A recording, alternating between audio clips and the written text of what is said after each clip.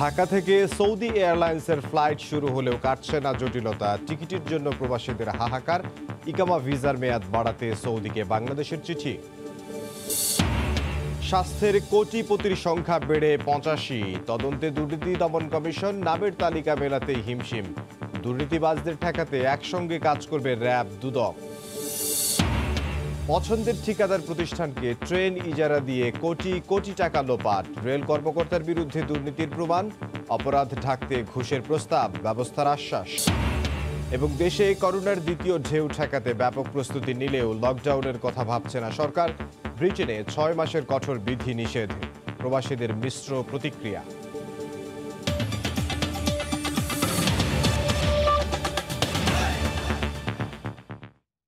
ভোরের সময় সঙ্গে আছে আমি ইমদাদুল হক। ঢাকা থেকে সৌদি এয়ারলাইন্সের ফ্লাইট শুরু হলেও কাটছে না জটিলতা। এমন সময় বিমান চলাচল শুরু হলো যখন ইকামা ও ভিসার মেয়াদ শেষ হয়ে যাওয়ার পথে। এই অবস্থায় টিকিটের জন্য মরিয়া সৌদি প্রবাসীদের উদ্বেগ বেড়েই চলেছে। এই অবস্থায় প্রবাসীদের ইকামা ভিসার মেয়াদ ফের বাড়াতে সৌদি আরবকে অনুরোধ জানিয়ে চিঠি দিয়েছে বাংলাদেশ। করোনা সংকট আর অবতরণ অনুমতি নিয়ে সৌদি বাংলাদেশ পারস্পরিক নিষেধাজ্ঞা কাটানোর পর হজরত শাহজালাল আন্তর্জাতিক বিমানবন্দর থেকে রিয়াদগামী প্রথম ফ্লাইটটি ওড়ে সৌদি এয়ারলাইন্সের। এ ফ্লাইটে ২৬০ জন যাত্রী ছিলেন, যার ২৫২ জনই প্রবাসী বাংলাদেশি। চলতি মাসের ৩০ তারিখ পর্যন্ত এয়ারলাইন্সটির এমন আরও ৩টি ফ্লাইট আছে, সব মিলিয়ে যাতে সৌদি আরব পৌঁছতে পারবেন ১,০০০-এর মতো বাংলাদেশি। যদিও বিমান বাংলাদেশকেও অবতরণ অনুমতি দিয়েছে সৌদি কর্তৃপক্ষ, যাতে সপ্তাহে ৮ বার ৩টি গন্তব্যে ফ্লাইট পরিচালনার কথা বলা আছে, কিন্তু তা শুরুই হবে ১ অক্টোবর থেকে। ফলে সৌদিতে ফেরার অপেক্ষায় থাকা ২৯,০০০ প্রবাসীদের আপাতত সৌদি ফেরা হচ্ছে না, যাদের আকামার মেয়াদ শেষ হচ্ছে ৩০ সেপ্টেম্বরেই। সিরিয়াল টুকিং দিছে ৫০২। প্রথম ফ্লাইট না হলে দ্বিতীয় ফ্লাইটেই তো পড়ি, কিন্তু এরা বলতেছে বুকিং হয়ে গেছে। কিভাবে বুকিং হলো? ৩০,০০০-এর উপরের মানুষ ৩০ তারিখের আগে যদি না যেতে পারি তাহলে আমাদের ক্যান্সেল সব। বাচ্চা কাচ্চা নিয়ে না খাই রয়েছে এখন। ভাই আমাদেরকে কেউ টাকা চাইলেও টাকা পয়সা দেয় না। রাত্রে ৩টা-৪টা পর্যন্ত আসি বসে আছে এখানে। অনেক মানুষ টোকন নিয়ে আসছে ২-৩ দিন, কিন্তু তারাও পাইতেছে না। আমরা টোকেন নিয়ে বসে আছি। হ্যাঁ, এখন আমরা ৩০ তারিখের ভিতর না যেতে পারি তাহলে আমরা কোনোভাবে যেতে পারবো না। ওনারা বলতেছে নাকি ৩০ তারিখের আগে কোনো ফ্লাইটে নেই, সব ফ্লাইট নাকি অলরেডি বুকিং হয়ে গেছে। তো এটা কিভাবে পসিবল? যদি তারা ল্যান্ডিং পারমিশন দেন ১৫ মার্চ থেকে শুরু করে যারা আগে এসেছিলেন তাদেরকে আমরা আগে শিডিউল দিব। সৌদি এয়ারলাইন্সও বলছে তারা নিরুপায়। প্রবাসীদের আন্দোলনের মুখে তারা ফ্লাইট বাড়ানোর আশ্বাস দেন। ৩০ তারিখের মধ্যে তো এটা তো নেওয়া তো সম্ভব না। এটা কিভাবে এতগুলো নিবে? এখন যেটা আমরা যতটুকু পাচ্ছি, আমরা তো এখন তো ওয়ার্ল্ডের কোনো দেশ থেকে তো এখনো যাওয়া স্টার্ট করেনি সৌদি আরবে। এই শুরু করলে এখন শুরুতেই তো একদম এভাবে করা যায় না। এমন অবস্থায় পররাষ্ট্র মন্ত্রণালয় জানিয়েছে তারা আকামার মেয়াদ বাড়ানোর জন্য সৌদি সরকারের সঙ্গে যোগাযোগ করছে। সৌদির সাথে আমরা প্রপোজালটা পাঠিয়েছি, আমাদের মিশনের মাধ্যমে গেছে, কারণ আমরা জাস্ট এটা ওনাদের রেসপন্স ওয়েট করছি। করোনা মহামারীর প্রেক্ষাপটে এর আগেও কয়েক দফা প্রবাসীদের ভিসার মেয়াদ বাড়িয়েছে সৌদি সরকার। আপাতত যেহেতু ২৯,০০০ প্রবাসীর জন্য বিমান নিশ্চিত করা সম্ভব হচ্ছে না, তাই পররাষ্ট্র দপ্তরের আবেদনে সৌদি কর্তৃপক্ষ কতটা সাড়া দেয় সেদিকেই তাকিয়ে ভুক্তভোগীরা। আজহার লিমন, সময় সংবাদ, ঢাকা।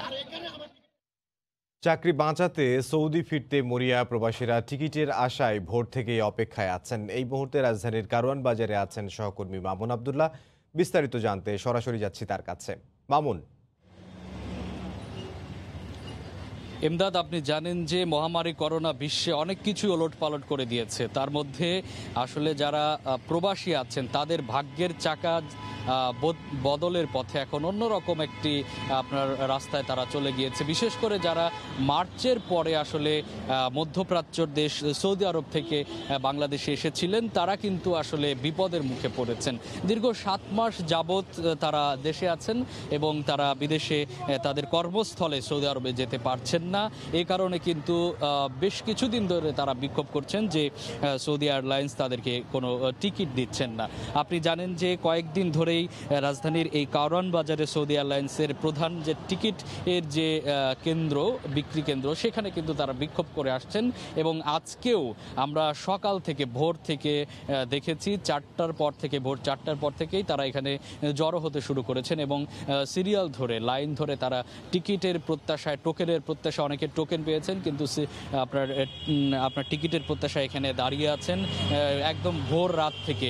অনেকের সাথে কথা বলেছি, তারা বলছেন যে দেশের বিভিন্ন প্রান্ত থেকে, অনেকে কুমিল্লা থেকে এসেছেন, ফেনী থেকে এসেছেন, 7 দিন ধরে 10 দিন ধরে 1 সপ্তাহ ধরে তারা ঢাকাতে অবস্থান করছেন এবং এই রাত হলেই ভোরের আগেই তারা আলো ফোটার আগেই এই আপনার সোনারগাঁও হোটেলের সামনে, যেখানে প্রধান টিকিট বিক্রয় কেন্দ্র সৌদি এয়ারলাইন্সের, সেখানে এসে তারা এইভাবে জড়ো হচ্ছেন। এবং তারা যেটি বলছেন যে সৌদি সরকার বলছেন যে 30 তারিখের মধ্যেই তাদেরকে কর্মস্থলে আপনার যোগ দিতে হবে এবং যেটি তারা বলছেন তাছাড়া তাদের ভিসার মেয়াদ বেশিরভাগের মেয়াদই শেষ হয়ে যাবে। বেশিরভাগই বলছেন যে তাদের 90% লোকের ভিসার মেয়াদ শেষ হয়ে যাবে বলে তারা আমাদেরকে জানিয়েছেন এবং সে কারণেই তারা মূলত এখানে তারা লাইনে এসে আপনার ভিসার জন্য তারা আবেদন করছেন। এবং আরও একটি বিষয় তারা বারবার অভিযোগ করে বলছেন যে এখানে বড় ধরনের একটি দুর্নীতি চলছে। দুর্নীতির বিষয়ে আমরা জানতে চেয়েছিলাম, তারা বলছে যে এখানে তারা আসলে মূলত বিভিন্ন ধরনের ট্রাভেল এজেন্সিদেরকে আপনার টিকিট কালোবাজারিতে তারা দিয়ে দিয়েছেন। এই কারণেই তারা মূলত টোকেন পাওয়ার পরেও অনেকে আপনার টিকিট পাচ্ছেন না, এমন ধরনের তারা দাবি আমাদের করেছেন এবং তারা বলছেন যে যদি তারা সঠিক সময়ে যদি টিকিট না পায় তাহলে তারা বড় ধরনের আন্দোলনে যাবে, এমনটি আমাদেরকে বলেছেন। সৌদি এয়ারলাইন্সে তারা বলছেন যে যদি সঠিকভাবে যদি তাদেরকে নেওয়া হয়, আপনার সৌদি এয়ারলাইন্স যদি তাদেরকে নেয়, তাহলে 10 দিনের মধ্যেই এই যত প্রবাসী আছে, সৌদি প্রবাসী আছে বাংলাদেশে, তারা কিন্তু নিয়ে যাওয়া সম্ভব। এবং এমনটি বলছেন যে মূলত তারা যদি সঠিক নিয়মে যদি তারা নিয়ে যায় তাহলে আসলে তারা তাদের কর্মস্থলে যোগদান করতে পারবেন। আমরা একজনের সাথে একটু কথা বলতে চাই যে আপনারা মূলত এখানে কি জন্য দাঁড়িয়েছেন এবং আপনাদের দাবিটা কি? এবং আমাদের দাবিটা হচ্ছে যে আমরা মার্চের আসছে দেশে করোনা ভাইরাসের সময়, এখন আমাদের এপ্রিলের 17 তারিখে আমাদের ফ্লাইট ছিল, কারো আগে ছিল কারো পরে ছিল। এখন আমাদের সমস্যাটা হয়েছে যে আমাদের যেইভাবে হোক আমাদের এই সমস্যাটার সমাধান অবশ্যই যেন প্রধানমন্ত্রী হস্তক্ষেপ করে, নতুবা আমাদের এই প্রবাসীদের কত যে রেমিটেন্স বাংলাদেশে আসছে, আর এই প্রবাসীদের কারণে বাংলাদেশের রেমিটেন্স আসে এই পর্যায়ে আসে, সর্বোচ্চ ঊর্ধ্বে আছে। এই প্রবাসী যোদ্ধাদের যে প্রধানমন্ত্রী যেন মানে কোনো মতেই যে ওনাদের বিমুখ যেন না করে, তাহলে পরবর্তীতে যেন মানে বাংলাদেশ মানে সমস্যায় পড়তে পারে। কারণ মানে আমরা প্রবাসীরা যদি না যাইতে পারি তাহলে বাংলাদেশের রেমিটেন্স ডাউন হয়ে যাবে, এতে কোনো সন্দেহ নাই। যেন প্রধানমন্ত্রী অতি সত্বর আমাদের এই জিনিসটা হস্তক্ষেপ করেন। প্রধানমন্ত্রীর আপনার হস্তক্ষেপ কামনা করছেন আপনার বিষয়টাতে। আপনার কাছে একটু জানতে চাই, আপনি কি ধরনের সমস্যায় পড়তে পারেন যদি সঠিক সময় না যায়? ফার্স্ট দিন যেখানে আমি নাম্বার লইছি বুঝছি, টোকেন নাম্বার লওয়ার পরে এখান থেকে ভিতরে ঢুকছি, ঢুকার পর দেখি সব অনিয়ম বুঝছি, বাহিরের লোকেরা বিভিন্ন লোকে তারা বড় বড় অফিসাররা লোকান্য দেয়, তারা কাজ করে চলে যায়, আমাদের কোনো অ্যালাউ করে না বুঝছেন। ফার্স্ট দিন থেকে আজ পর্যন্ত আমরা এই মনে করেন যে ভুগতে আসছি, আমাদের কোনো চান্স দেয় না, ভিতরে টোকেন লওয়ার পর আমরা চান্স দেয় না। আজকে 2 দিন 3 দিন পরে বুঝিনি 100-150 টোকেন মনে করেন যে শেষ হওয়া কমপ্লিট হয় না। আপনার কাছে একজনের কাছে জানতে চাই, আপনি কত দূর থেকে এসেছেন, এখানে কতদিন পর্যন্ত অবস্থান করছেন? আমরা রবিবার আসছি এখানে, ঠিক আছে। আমরা আজকে প্রায় 4 দিন যাবত এখানে অবস্থান করতেছি। আমরা কুমিল্লা থেকে আসা, টোকেন পাইছি এখন, ঠিক আছে, কিন্তু ভিতরে যারা গিয়ে আছে তাদেরই এখনো কোনো সলিউশন হয় নাই, আমাদেরটা তো অনেক পরেই, এর মধ্যে আছি আর কি। আমরা কি ধরনের সমস্যাটা হয়েছে কি, নিউজে বলতেছে যে যারা সৌদি আরব থেকে আসছে রিটার্ন টিকিট নিয়ে তাদেরকে অগ্রাধিকার দেওয়া হয়েছে, তাদের জন্য টিকিট আগে বুকিং দিব। অথচ এখানে সবাইকে টোকন দিয়েছে, টোকনের লোকও নেয় না, 100 জন লোক ভিতরে বেরিয়ে উঠছে, তাদের কোনো কার্যক্রম হইতেছে না। এখন যারা কাতার, দুবাই, ওমান এয়ারলাইন্সে আছে তাদেরকেও টোকন দিছে, আর নিউজে বলতেছে যারা সৌদি এয়ারলাইন্সে রিটার্ন টিকিট আছে তাদেরকে অগ্রাধিকার, তাদেরকে কিছু জিজ্ঞাসা করে না তারা। এটা কেমন ব্যবচার এখানে, আমি এটাই বলতে চাই। ইমদাদ, আপনি শুনতে পেলেন যে তারা বলছেন যে তারা রেমিটেন্স যোদ্ধা, তারা যদি সঠিক সময় না যেতে পারে তাহলে বড় ধরনের ক্ষতির মুখে তারা পড়তে পারেন এবং সেখানে তাদের কর্মসংস্থানে তাদেরকে যোগদান করতে বলা হয়েছে এবং তাদের ভিসার মেয়াদ ইতোমধ্যে শেষ হয়ে যাওয়ার পথে। আমরা যদি আরেকজনের সাথে একটু কথা বলি, এখানে একজন আছেন, একজন ভুক্তভোগী আছেন, যদি একটু বলেন যে কি ধরনের সমস্যা? আমরা গত 4 দিন থেকে এখানে অবস্থান করতে পাইতেছি, টোকেন পেয়েছি কিন্তু টিকিট পাইনি। ঠিক আছে, আমরা টিকিট কবে পাবো সেটাও জানি না। এখন এখান থেকে শুনতেছি 30 তারিখ পর্যন্ত কোনো টিকিট নাই, সব নাকি বুকিং হয়ে গেছে। 27 তারিখে আমার ভিসা আকামাত সব এক্সপায়ার হয়ে যাচ্ছে। এখন এর মধ্যে যদি টিকিট না পাই, আমার কোম্পানি বলছে সে আর ভিসা রিনিউ করবে না। এর মধ্যে যদি যেতে পারি তাহলে যেতে পারবো, নয়তো পারবো না। এখন শুনতেছি টিকিট নাই, সমস্ত টিকিট বিভিন্ন ট্রাভেলস এজেন্সির মাধ্যমে, সিন্ডিকেটের মাধ্যমে তারা বিক্রি করে দিচ্ছে বিভিন্ন হাই রেটে। ঠিক আছে, এত টাকা দিয়ে 1-1.5 লক্ষ টাকার বিনিময়ে তারা। ইমদাদ, আপনি শুনতে পেলেন যে সিন্ডিকেটের মাধ্যমে টিকিট বিক্রি হয়ে যাওয়ার একটি যে অভিযোগ, সেটি কিন্তু তারা করছেন এবং তারা বলছেন যে সঠিক সময়ে আসলে তাদেরকে যে আপনার যে এয়ারলাইন্সের মাধ্যমে টিকিট সেটি দেওয়া হচ্ছে না বলে তারা বলছেন। আরেকজনের সাথে কাছে আমরা একটু শুনতে চাই যে কি ধরনের অভিযোগ, আপনারা কি চান? না, আমাদের তো অভিযোগ হলো আমাদের যেহেতু ভিসার মেয়াদও আমাদের সীমিত আকার আসে গেছে এবং ছুটি সর্বদিকে আমাদের সীমিত আকার। তো আমরা চাচ্ছি যে যাদের আমাদের অনেক প্রবাসী ভাইয়েরা আছেন এখানে, যাদের আমাদের এই মাসের ভিতরে যাদের ভিসাগুলো শেষ পর্যায়ে, তাদেরকে যদি ওইভাবে দেখা হয়, দেখি যদি তাদের ওইভাবে আপনার এই ফ্লাইটটা যদি তাদেরকে ওইভাবে দেওয়া হয়, পর দাফে যদি তাদের আপনার কার ভিসার মেয়াদ কতদিন আছে ওইভাবে যদি টোকেন স্টেপ বাই স্টেপ যদি ওদেরকে ফ্লাইটটা বা টিকিট দেওয়া হয়, টিকিটটা যদি দেওয়া হয় বা প্রসেসিং করে, তাহলে আমাদের জন্য। আমরা একটু আরেকজনের কাছে জানতে চাই, আপনি কোথা থেকে এসেছেন, কতদিন ধরে এখানে আছেন, কি ধরনের ভোগান্তি? কুমিল্লা থেকে আসছি, লাকসাম থেকে। আমি গত বুধবারে আসছি। এখানে আসার পরে যে বলছে যে 23 তারিখে ফ্লাইট হবে। 23 তারিখে ফ্লাইট হওয়ার পর শোনার পরে আসার পরে দেখলাম যে এখানে আপনার প্রথম দিন আসার পরে বলতেছে যে না, এখনো কোনো ডিক্লেয়ার হয়নি। তো আপনার বুধবার গেছে, শুক্র, শনিবার, রোববারে এখানে আসছি। আসার পরে এখানে টোকেন নিলাম, নেওয়ার পরে বললো যে আপনি বুধবারে আসেন। তো আমি আজকে আসছি, আমার ভিসার মেয়াদ 30 তারিখ শেষ হয়ে যাচ্ছে, বুঝছেন। এখন আপনাদের কাছে আপনাদের মিডিয়ার মাধ্যমে আমার একটাই আবেদন, আমি আজকে আসছি অনেক আশাবাদী যে আমাকে আজকে ডেট দিছে। আমি অনেক কষ্ট করে এখানে ঢাকায় এতদিন থাকতেছি, বুঝছেন। যে আপনাদের কাছে একটাই অনুরোধ যে আজকে যেন আমার টিকিটের ব্যবস্থা করে দেওয়া হয়। আমাকে আজকে ওনারা যে ডেট দিছে, আমি আজকে এই ডেটে আসছি। এটাই আপনাদের কাছে আকুল আবেদন যেন আমাদেরকে আজকে টিকিট হয়েছে 129টা, কেউ বলে 130টা, বাকি মনে করেন 500 টিকিট এগুলো কালোবাজারে তো অলরেডি এজেন্সির মাধ্যমে চলে গেছে। 1200 টিকিট এজেন্সির মাধ্যমে এগুলো দেওয়া হয়ে গেছে এবং এটা নিয়ে গত পরশুদিন একটা রাত্রে বেজাল হয়েছে, এখানে মামলা হয়ে গেছে। যারা টিকিট বেচছে ওনারা হাতে নাতে ধরেছে। এখন আন্দোলন তো অবশ্যই আমরা যদি আমাদের মাননীয় প্রধানমন্ত্রী উনি যদি একটা শুরু করে দেয় আমাদের প্রত্যেক প্রবাসীর জন্য, তাহলে তো আমরা অন্য কিছু করার প্রশ্নই আসে না। কারণ আমরা যে প্রবাসে যাই রুজি করে, শুধু এটা আমাদের ফ্যামিলির জন্য না, এটা আমাদের অল বাংলাদেশের জন্য আমাদের একটা রেমিটেন্স যোগান দিচ্ছি আমরা। আমরা যদি এটা যদি কোনো কিছু যদি আমাদের মাননীয় প্রধানমন্ত্রী বা সরকারের কাছে মহোদয়ের কাছে যদি আমরা সম্মান মূল্য যদি আমরা কিছু যদি না পাই, তাহলে তো আমরা জীবিকা বাঁচানোর জন্য আমরা কিছু না কিছু করতে হবে, রাস্তায় নামতে হবে। রাস্তায় আমরা নামতে হবে, আমরা কিছু না কিছু এটা আমাদের দাবি আদায় করতে হবে। ইমদাদ, আপনি শুনতে পাচ্ছিলেন যে প্রবাসীরা তাদের আকুতি নিবেদন করছেন যে প্রধানমন্ত্রী এই হস্তক্ষেপ কামনার মাধ্যমে তারা যে বিদেশে যাওয়ার যে কর্মস্থলে যে যোগদানের যে সুযোগ সেটি তারা পাবেন। আপনাকে একটি ইনফরমেশন দিয়ে রাখি, গত অর্থ বছরেও $38 বিলিয়ন বাংলাদেশে আপনার প্রবাসীরা পাঠিয়েছেন অর্থ। তার মধ্যে শুধু সৌদি আরবে প্রবাসীরা পাঠিয়েছেন $3.6 বিলিয়ন, অর্থাৎ 20% মার্কিন ডলার অর্থই কিন্তু সৌদি প্রবাসীরা পাঠিয়ে থাকে। সেটা বিবেচনা করে হলেও তাদেরকে আসলে বিদেশে তাদের কর্মসংস্থানের যে সুযোগ সেটি তারা করে দিবেন বলে এখানে প্রবাসীরা দাবি করছেন। তো ইমদাদ, এই ছিল আমার কাছে কারণ বাজার মোড় থেকে প্রবাসীদের যে টিকিট প্রাপ্তির ভোগান্তি, সেই ভোগান্তির সবশেষ খবর। ইমদাদ, চাকরি বাজাতে সৌদি ফিরতে মরিয়া প্রবাসীদের টিকিটের আশায় ভোর থেকেই অপেক্ষায় আছেন সেখানে, সে খবরই আমাদেরকে রাজধানীর কারণ বাজার থেকে জানাচ্ছিলেন সহকর্মী মামুন আবদুল্লাহ। স্বাস্থ্যের কোটিপতির সংখ্যা বেড়ে 85-তে দাঁড়িয়েছে। কোটিপতির কাতারে নাম রয়েছে অফিস সহকারী থেকে শুরু করে সচিব পদমর্যাদার। এদের হিসেব মেলাতে হিমশিম খাচ্ছে দুদক, আত্মীয় পরিজনদেরও অবৈধ সম্পদের খতিয়ান মিলেছে। এরই মধ্যে 21 কর্মকর্তা ও তাদের স্বজনসহ 43 জনের সম্পদের বিবরণী চাওয়া হয়েছে। এদিকে দুর্নীতি দমনে দুদকের সঙ্গে কাজ করার কথা জানিয়েছে র্যাব।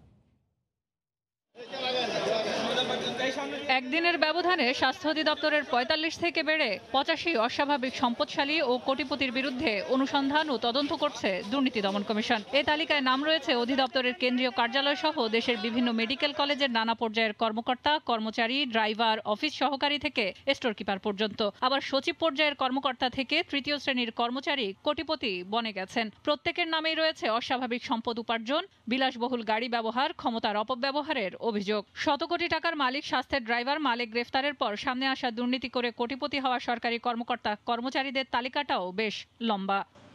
মঙ্গলবার দুপুরে সাংবাদিকদের প্রশ্নের জবাবে দুদকের সিনিয়র সচিব জানান, স্বাস্থ্য অধিদপ্তরের ২১ কর্মকর্তা ও তাদের স্বজন সহ মোট ৪৩ জনের সম্পদের বিবরণী চেয়ে নোটিশ দেওয়া হয়েছে। ৪৫ জনের তালিকা যেটা, এই তালিকার বাইরে পরবর্তীতে যে ৩টা বিষয় এসেছে আমাদের। একটি হলো যে মাস্ক, পিপি, যন্ত্রপাতি, তারপরে হলো যে রিজেন্ট এবং জেকেজি, এইগুলোকে ইনকোয়ারি করতে গিয়ে আরও বিভিন্ন লোকের নাম এসেছে। কী কী ব্যবস্থা গ্রহণ করা হচ্ছে আমরা সেগুলো জানার জন্য আমরা কমিশনের সিদ্ধান্তক্রমে ব্যবস্থা নিচ্ছি। এদিকে দুদক কার্যালয়ে এসে র্যাবের অতিরিক্ত মহাপরিচালক বলেন, দুর্নীতি দমনে একসাথে কাজ করবে দুদক ও আইনশৃঙ্খলা বাহিনী। যারা দুর্নীতির সাথে জড়িত, তারা মানি লন্ডারিংয়ের সাথে জড়িত, তারা আবার দেখা যায় যে শৃঙ্খলা বহির্ভূত কাজের সাথেও জড়িত, সম্পদ রক্ষার জন্য। অনেকে ক্যাডার মেনটেন করে, অনেকে অস্ত্র মেনটেন করে। স্বাস্থ্য খাতে সিন্ডিকেটের জেরেই দুর্নীতি প্রাতিষ্ঠানিক রূপ পেয়েছে বলে মনে করেন বিশ্লেষকরা। এক ধরনের সিন্ডিকেট এখানে সুপ্রতিষ্ঠিত প্রাতিষ্ঠানিক রূপ লাভ করেছে। এই প্রেক্ষিতে যাদেরকে আটক করা হয়েছে এখনো পর্যন্ত আমরা দেখতে পাচ্ছি শুধুমাত্র নিম্ন পর্যায়ের বা নিম্ন মধ্যম পর্যায়ের কর্মচারী বৃন্দ। তাদেরকে অবশ্যই চিহ্নিত করে তাদের জবাবদিহিতা নিশ্চিত করতে হবে, বিচার আয়ত্তে আনতে হবে, দৃষ্টান্তমূলক শাস্তি নিশ্চিত করতে হবে। যদি আপনার মন্ত্রণালয় বা স্বাস্থ্য অধিদপ্তরের যে পিয়ন থেকে যে কর্মকর্তারা পর্যন্ত যে এই ধরনের যে ব্যাপক দুর্নীতি অনিয়মের মধ্যে দিয়ে এত বিপুল সম্পদ আরোহণ করতে পারেন, তাহলে পরে যে আপনার এর যে দায় এড়াবার সুযোগ তো কারো নেই। দুর্নীতির লাগাম টানতে রাঘব বোয়ালদেরও আইনের আওতায় আনা প্রয়োজন বলে মনে করেন তারা। সেলিয়া সুলতানা, সময় সংবাদ, ঢাকা। এদিকে রেলের কিছু অসাধু কর্মকর্তার যোগসাজশে নিয়মকে বুড়ো আঙুল দেখিয়ে ট্রেন ইজারা দেয়া হয়েছে পছন্দের ঠিকাদার প্রতিষ্ঠানকে। দুর্নীতির প্রমাণও পেয়েছে রেলপথ মন্ত্রণালয়। এসআর ট্রেডিং নামের ওই ঠিকাদারি প্রতিষ্ঠান প্রতি বছর রাজস্ব ফাঁকি দিচ্ছে ২ কোটি টাকা।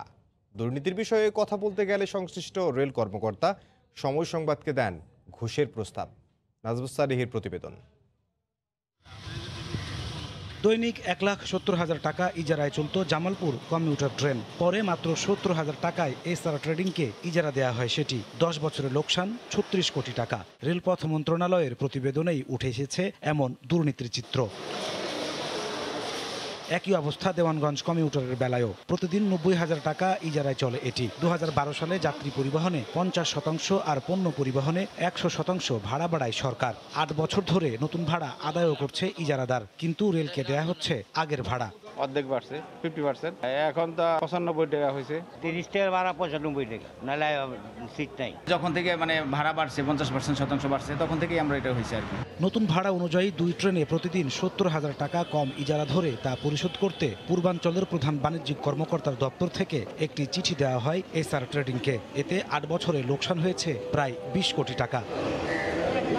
অনিয়ম তদন্তে গঠিত ৫ সদস্যের কমিটির রিপোর্টে পূর্বাঞ্চলের তৎকালীন প্রধান বাণিজ্যিক কর্মকর্তা হাবিবুর রহমান, ডেপুটি বাণিজ্যিক কর্মকর্তা জোবেদা আক্তার ও এডিশনাল বাণিজ্যিক কর্মকর্তা এএম শাহনেওয়াজকে দায়ী করে ব্যবস্থা নেওয়ার সুপারিশ করা হয়। শাহনেওয়াজ এখন পূর্বাঞ্চলের চিফ অপারেটিং সুপারিনটেন্ডেন্ট। এই ব্যাপারে কথা বলতে গেলে সময় সংবাদকে ঘুষের প্রস্তাব দেন তিনি। রিপোর্টটা না করলে ভালো হয়। আপনাকে কিছু একটা গিফট করবো আর কি, ভালো কিছু। যদি আপনার কিছু চাহিদা থাকে বলবেন, আমিও কিছু আপনাকে গিফট করলাম। গিফট বাবদ মনে করেন যদি কিছু নিতে চান দিলাম, অথবা যদি বলেন আমি কিছু আপনাকে অনারিয়াম করলাম। এদের বিরুদ্ধে ব্যবস্থা নেওয়ার কথা জানিয়েছেন রেলপথ মন্ত্রী।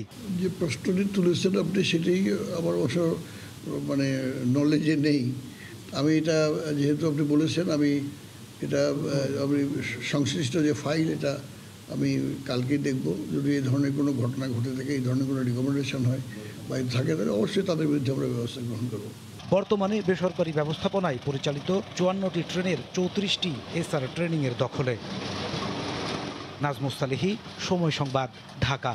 নারায়ণগঞ্জে মসজিদে বিস্ফোরণের ঘটনায় স্বীকারোক্তিমূলক জবানবন্দি দিয়েছে স্থানীয় বৈদ্যুতিক মিস্ত্রি মোবারক হোসেন। গতকাল বিকেলে জেলার সিনিয়র জুডিশিয়াল ম্যাজিস্ট্রেট কাউসার আলমের আদালতে তাকে হাজির করে সিআইডি। আইনজীবীর উপস্থিতিতে 164 ধারায় জবানবন্দি দেয় মোবারক হোসেন। পরে তাকে কারাগারে পাঠানোর নির্দেশ দেন বিচারক। এর আগে গত রোববার শহরের তল্লা এলাকা থেকে গ্রেফতার হয় মোবারক। জিজ্ঞাসাবাদের জন্য আদালতের মাধ্যমে তাকে রিমান্ডে নেয় সিআইডি। গত 4 সেপ্টেম্বর রাতে এশার নামাজ চলাকালে পশ্চিম তল্লা বাইতুস সালাত মসজিদে বিস্ফোরণে এ পর্যন্ত মারা গেছেন 34 জন। এ ঘটনায় তিতাসের মাঠ পর্যায়ের 8 কর্মকর্তাকে গ্রেফতারের পর রিমান্ডে নিয়েছিল সিআইডি। এ নিয়ে অসন্তোষের মুখে গতকাল তারাও জামিন পেয়েছেন। দেশে করোনায় মৃতের সংখ্যা ছাড়ালো 5000। দ্বিতীয় ঢেউ মোকাবিলায় ব্যাপক প্রস্তুতি নিলেও লকডাউনে যাওয়ার কথা ভাবছে না সরকার। মঙ্গলবার বিকেলে সচিবালয়ে আন্তঃমন্ত্রণালয় সভা শেষে একথা জানিয়েছেন মন্ত্রিপরিষদ সচিব। সংশ্লিষ্ট মন্ত্রণালয়গুলোকে নিজস্ব পরিকল্পনা প্রণয়ন করে 7 দিনের মধ্যে মন্ত্রিপরিষদ বিভাগে জমা দিতে বলা হয়েছে। আর বিমানবন্দরগুলোতে নজরদারির দায়িত্বে থাকবে সেনাবাহিনী। করোনা মহামারীতে আক্রান্ত হয়ে এখন পর্যন্ত ভুগছেন দেশের 3.5 লাখেরও বেশি মানুষ। সুদীর্ঘ মৃতের তালিকাও ছাড়িয়ে গেছে 5000-এর ঘর। বিশ্বের অন্যান্য দেশে যখন দ্বিতীয়বার আক্রান্তের সংখ্যা বাড়ছে, তখন দেশেও মহামারীর দ্বিতীয় ঢেউ আসার আশঙ্কা প্রকাশ করেছেন খোদ প্রধানমন্ত্রী শেখ হাসিনা। সামনে শীত আর একটু হয়তো খারাপের দিকে যেতে পারে। সরকার প্রধানের এমন সতর্কবার্তার পর থেকেই মন্ত্রণালয়গুলোতে নড়ে চড়ে বসেছেন নীতি নির্ধারকরা। কোভিড-19-এর দ্বিতীয় ঢেউ এলে তা সামাল দিতে কি কি পদক্ষেপ নেওয়া হবে তা নিয়েই এখন চলছে প্রতিরোধ পরিকল্পনার কাজ। মঙ্গলবার বিকেলে সচিবালয়ের মন্ত্রিপরিষদ বিভাগের আহ্বানে বেশ কয়েকটি মন্ত্রণালয়ের সচিবদের নিয়ে অনুষ্ঠিত হয় আন্তঃমন্ত্রণালয় সভা। 2 ঘণ্টা রুদ্ধদ্বার বৈঠক শেষে মন্ত্রিপরিষদ সচিব সাংবাদিকদের বলেন, মহামারীর দ্বিতীয় ঢেউ ঠেকাতে ব্যাপক কার্যক্রম হাতে নেওয়া হচ্ছে। শীতের সময় অ্যাজমা বা নিউমোনিয়া বা এগুলি বেশি থাকবে, ইনফ্লুয়েঞ্জা, সেটাকেও একটা ইমিডিয়েটলি একটা সবাইকে সচেতন করে দেওয়া এবং তারও একটা ট্রিটমেন্ট প্ল্যান রেডি করা।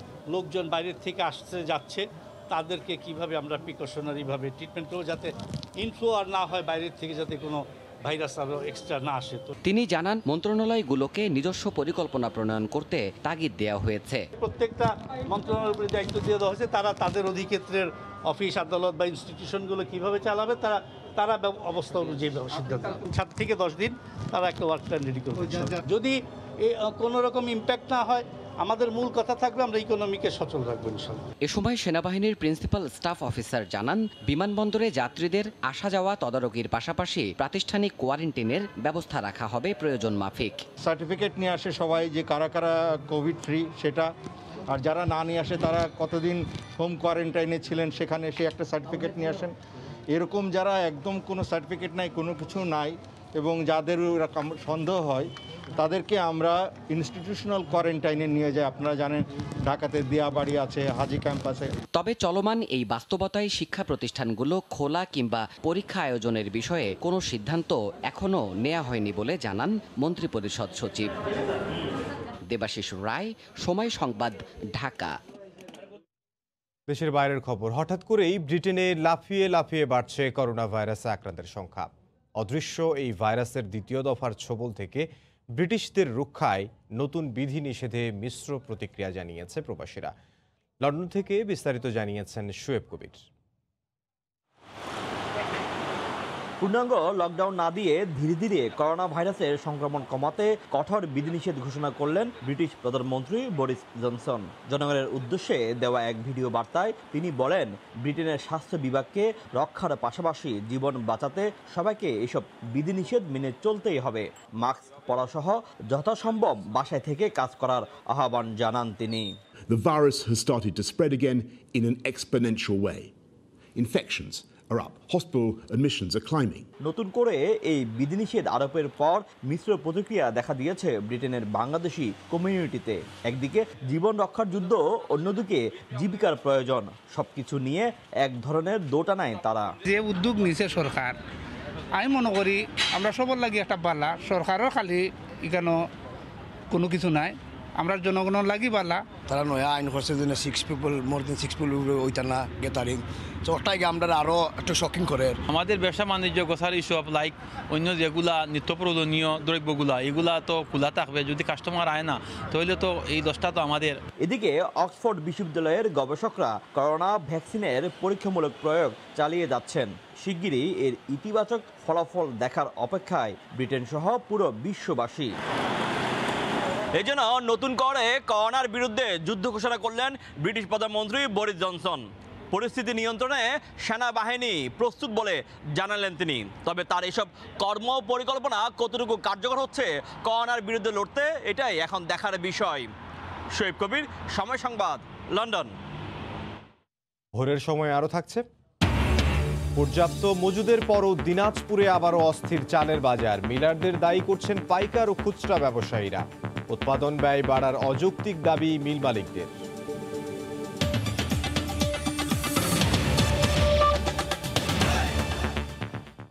ইলিশের উৎপাদন বাড়াতে প্রায় ২৫০ কোটি টাকা ব্যয়ে নতুন প্রকল্প হাতে নিয়েছে সরকার। একই সঙ্গে মৌসুমে জেলেদের বিকল্প কর্মসংস্থানের ব্যবস্থাও করা হবে বলে জানান পরিকল্পনা মন্ত্রী এম এ মান্নান।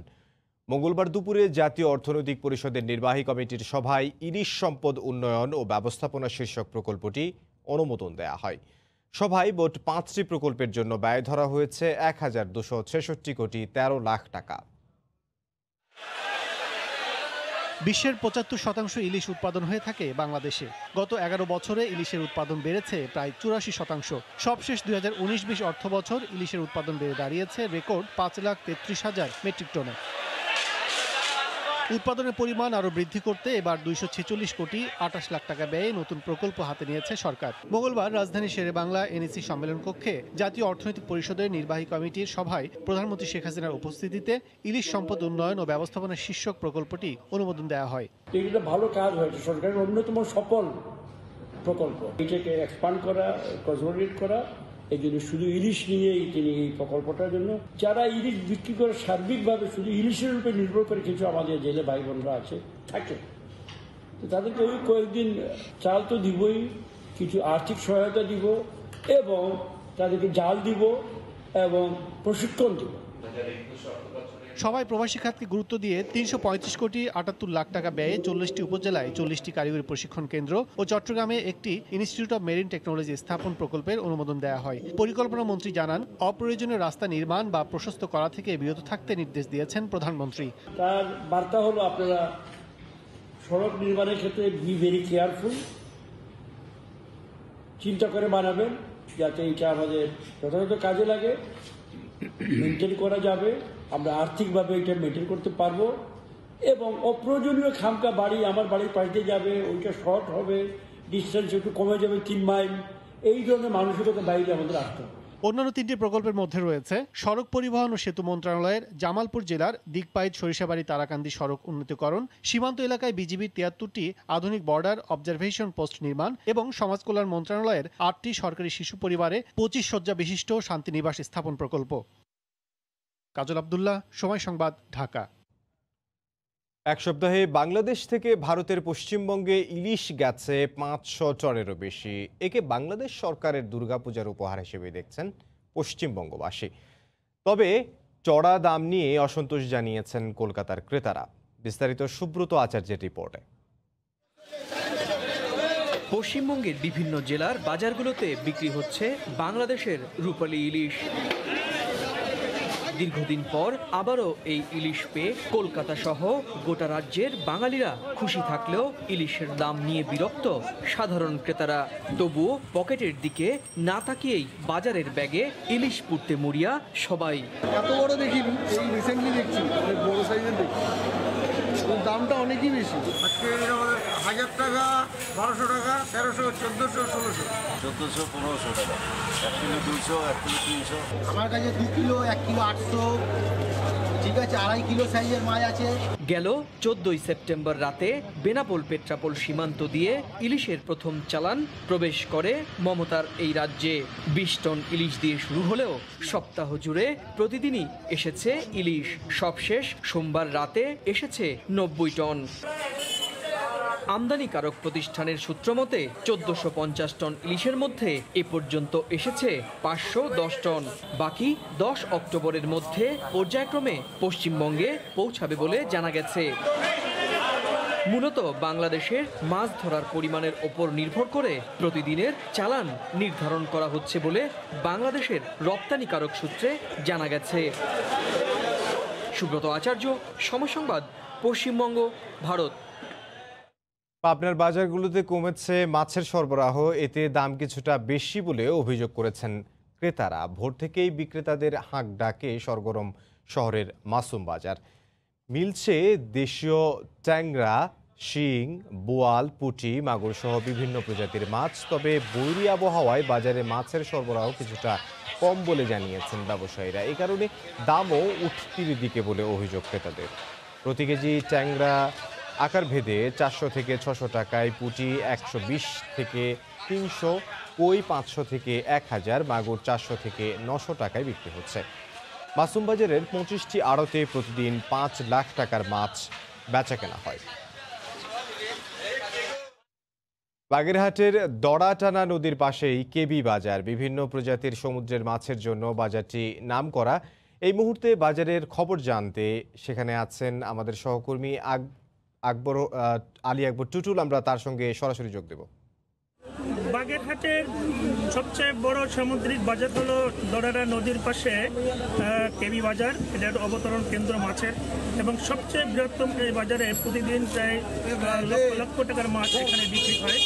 এখানে সামুদ্রিক এবং নদীর পাশে এই বাজারটা হওয়ার কারণে সমুদ্র থেকে এখানে অনেক ট্রলার এখানে আসে এবং এই সবচেয়ে বড় মৌসুমটা হলো এই যে ইলিশের মৌসুম। এই ইলিশের মৌসুমে সমুদ্র থেকে সরাসরি ট্রলার এই নোংর করে ঘাটে এবং ঘাট থেকেই এই পাশে এই বাজারটা মাছ বিক্রি হয়। এখানে ভোর 5টা থেকেই ক্রেতারা এবং এখানে চলে আসেন বিভিন্ন দূর দূরান্ত থেকে। এখান থেকে তারা মাছ এবং কিনে নিয়ে এবং বিভিন্ন হাট বাজারে এবং বিভিন্ন মোকামে তারা পাঠান। এবং আমরা দেখেছি যে এবছর এবং গত গণে সবচেয়ে বেশি ইলিশ এখানে বাজারে বেচা বিক্রি হয়েছে, প্রায় 20 টাকার মতন প্রতিদিন এখানে বিক্রি হয়েছে। এই গণে একটু মাছের কম আবহাওয়ার কারণে, সাগর উত্তল থাকার কারণে জেলেরা যেটা জানিয়েছেন যে সাগর উত্তল থাকার কারণে ইলিশ ধরা কম পড়ছে। যেমন আজকে একটি ট্রলার এই ঘাটে এসেছে এবং সেই ট্রলারের মাছ এখানে বিক্রি হচ্ছে। পাশাপাশি সমুদ্রের বিভিন্ন ধরনের মাছ রয়েছে এই বাজারে এবং এই অবতরণ কেন্দ্রটি 1984 সালে স্থাপিত হয়। এরপর থেকেই এই কেবি বাজারটির নাম করা বাজার বাগেরহাটের জেলার মধ্যে। আমরা আসলে যেটা আপনাকে জানিয়ে যাচ্ছি যে বাগেরহাটের এই কেবি বাজারে যেমন ইলিশের পাশাপাশি রয়েছে লইটা মাছ এবং কোয়া মাছ, ঢেলা মাছ এবং মেদ মাছ, চিত্রা মাছ এবং বিভিন্ন প্রকার সামুদ্রিক মাছ এই বাজারে আসে। সবচেয়ে বেশি যখন বাজারে মাছের আমদানি হয় তখন আশেপাশে এলাকার মানুষ ব্যক্তি উদ্যোগে এখান থেকে মাছ কেনার সুযোগ পায়। তারা কিন্তু অনেকেই এখানে এবং যে মাছের যে দাম কম কারণে অনেক ক্ষেত্রে তারা এখান থেকে ব্যক্তিগত উদ্যোগে মাছ ক্রয় করে এবং এটা তাদের সাধ্যের মধ্যেই থাকে। কিন্তু এই কোণে একটু ব্যতিক্রম দেখেছি যে জেলেদের সাথে আমরা কথা বলেছি যে সাগর উত্তাল থাকার কারণেই এই মাছের আমদানি কম এবং মাছ কম পড়ছে। অনেক ট্রলার সমুদ্রের উপকূল এলাকায় আশ্রয় নিয়েছে এবং আমরা এই ছিল বাগেরহাটের কেবি বাজার থেকে সর্বশেষ আমার কাছে। আলী আকবর টুটুল যোগ দিয়েছিলেন বাগেরহাট থেকে। তিনি জানাচ্ছিলেন মাছ বাজারের খবর। ঝিনাইদহের মহেশপুর সীমান্ত দিয়ে অবৈধভাবে ভারতে প্রবেশের সময় 4 জনকে আটক করেছে বিজিবি। সোমবার রাতে মহেশপুর উপজেলার শ্রীনাথপুর সীমান্ত এলাকা থেকে তাদের আটক করা হয়। বিজিবি জানায়, মহেশপুরের সীমান্ত এলাকা দিয়ে অবৈধভাবে কিছু ব্যক্তি বাংলাদেশ থেকে ভারতে প্রবেশের চেষ্টা করছে, এমন খবরে অভিযান চালায় তারা। এ সময় 4 জনকে হাতে নাতে আটক করে বিজিবি। তাদের বাড়ি চট্টগ্রাম ও ভোলায়। এই ঘটনায় মহেশপুর থানায় একটি মামলা দায়ের করা হয়েছে।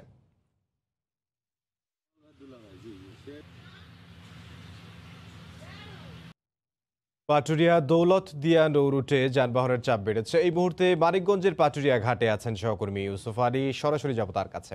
ইউসুফ। ইমদাদ, পাটুরিয়া দৌলতদিয়া রোডে কিন্তু এই মুহূর্তে আসলে দীর্ঘ একটা সারিতে দাঁড়িয়ে আছে পণ্যবাহী ট্রাকগুলো। আর সেই ট্রাকগুলো কিন্তু চাকা একটু ঘুরছে না। আর সেই ক্ষেত্রে কিন্তু 2 দিন 3 দিন ধরে এই ট্রাক শ্রমিকরা এইটা ঢাকা পাটুরিয়া রোডে এইটা অনেকেই দিন রাত কাটাচ্ছে। সবকিছু মিলিয়ে কিন্তু একটা দুর্ভোগ তা কিন্তু এই ঘাট এলাকাতে রয়েছে। তাছাড়া কিন্তু ঘাট এলাকাতে আসলে ফেরি সংকট, ঘাট সংকট, শিমিলা কাঁঠালবাড়ির রোড বন্ধ থাকায় কিন্তু এই যানবাহনের সৃষ্টি হয়েছে। তবে আপনাকে যদি এটা একটু দেখাই যে এটা পাটুরিয়া দৌলতদিয়ার যে অবস্থা, সেক্ষেত্রে কিন্তু দীর্ঘ লাইন রয়েছে। সেই লাইনে কিন্তু আসলে দীর্ঘ এইটা লাইনে কিন্তু আসলে দাঁড়িয়ে আছে যে পণ্যবাহী ট্রাকগুলো, এবং কি এটা কখনো 3 কিলোমিটার, কখনো 4 কিলোমিটার পর্যন্ত কিন্তু এইটা যানবাহনগুলো রয়েছে। সবকিছু কিন্তু মিলিয়ে যে একটা দুর্ভোগের যে চিত্র তা কিন্তু আসলে রয়েছে।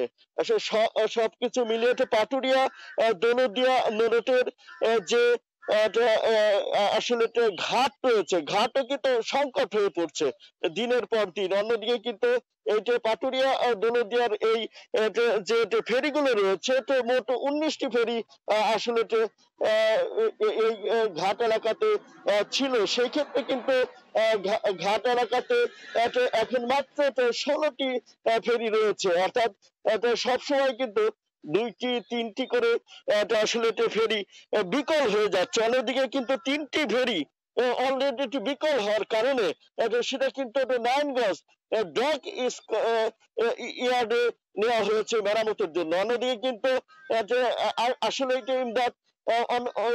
এই পাটুরিয়া দৌলতদিয়া স্রোতের বিপরীতে চলতে গিয়ে কিন্তু বারবার কিন্তু এই ফেরিগুলো দীর্ঘদিনের পুরানো ফেরিগুলো কিন্তু বিকল হয়ে যাচ্ছে, যার জন্য কিন্তু আসলে ফেরি সংকট দেখা দিচ্ছে।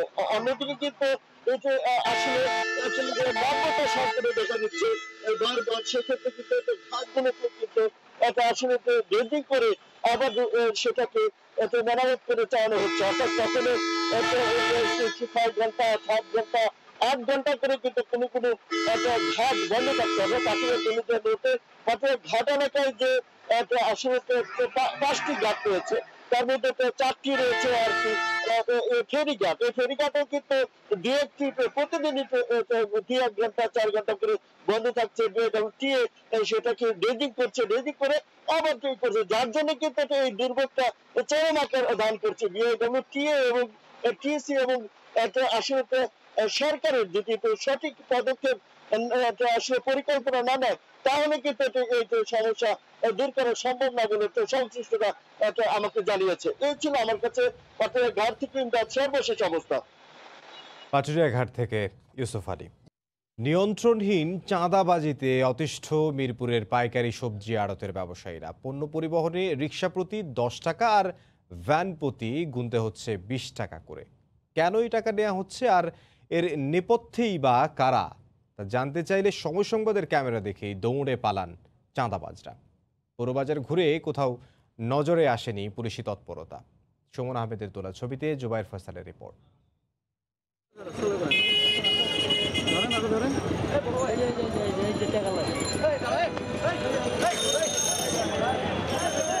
এক দৌড়ে পগার পান। চোর পুলিশের খেলা নয়, এটি আসলে সময় সংবাদের ক্যামেরা দেখে অবৈধভাবে অর্থ উত্তোলনকারী এক যুবকের পালানোর দৃশ্য। জ্যাম ছোটানোর জন্য সরকারের লোকজন আছে, আপনি দায়িত্ব নিয়ে টাকা নিচ্ছেন কেন? শাহ আলী মাজার হয়ে মিরপুর বেড়িবাঁধ ঢুকতেই চোখে পড়বে পাইকারি সবজির আড়ত।